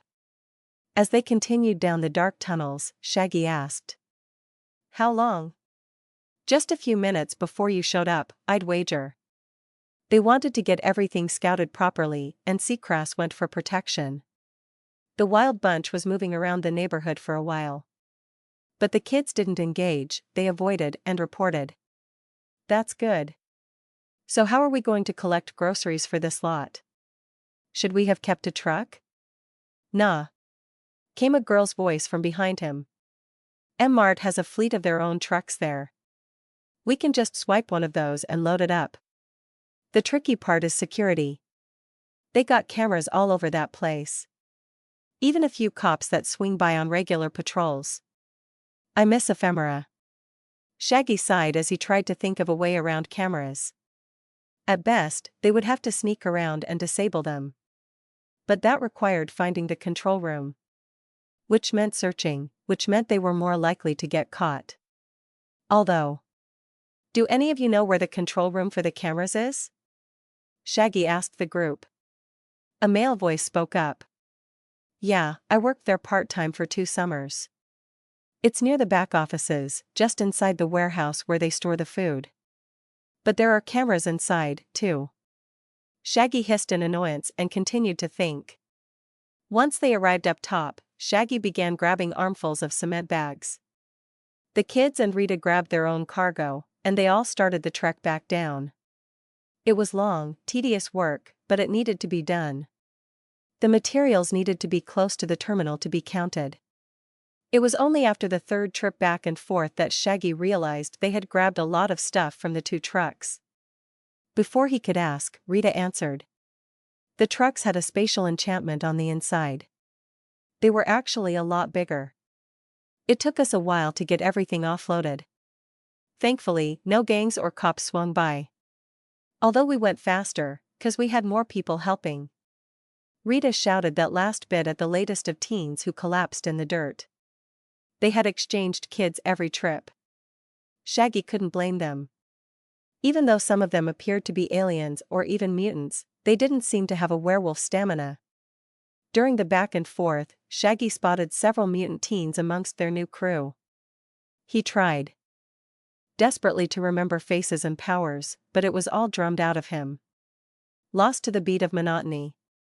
With the 4th trip and the 4th group of kids, Shaggy tried to wrap his head around the camera problem again. But he was getting nowhere. He kept coming back to being invisible and even briefly thought about taking a trip back to Undertown. But that would take too long, and to do it just for food seemed like a waste. The only thing he could think of would be to cover up and raid the place fast before the cops arrived. But, while that was the Shaggy method at this point, they needed to be more stealthy. At least as stealthy as they were at Jerusa's house. Before things went to shit. Shaggy and his group were just heading up the stairs to the deli when a scent caught Shaggy's nose. It was musty and familiar. He bolted up the stairs past several teens. Rita right behind, sensing his mood.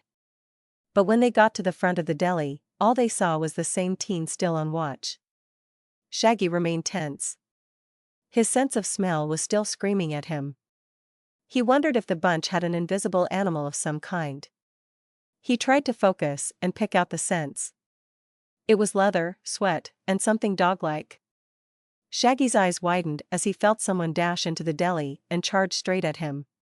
He caught sight of a patchy leather coat and a wild mane of brown-gray hair. Shaggy dodged the first punch and grew his claws as he felt Rita draw her sword behind him. The man blocked Shaggy's claws with a forearm and tried to kick out at Shaggy's stomach. But Shaggy jumped backward and yanked his claws out of the man's arm. He was happy to smell blood as Vance glanced at his torn jacket. "Damn it, kid. This jacket's been stitched together enough times already."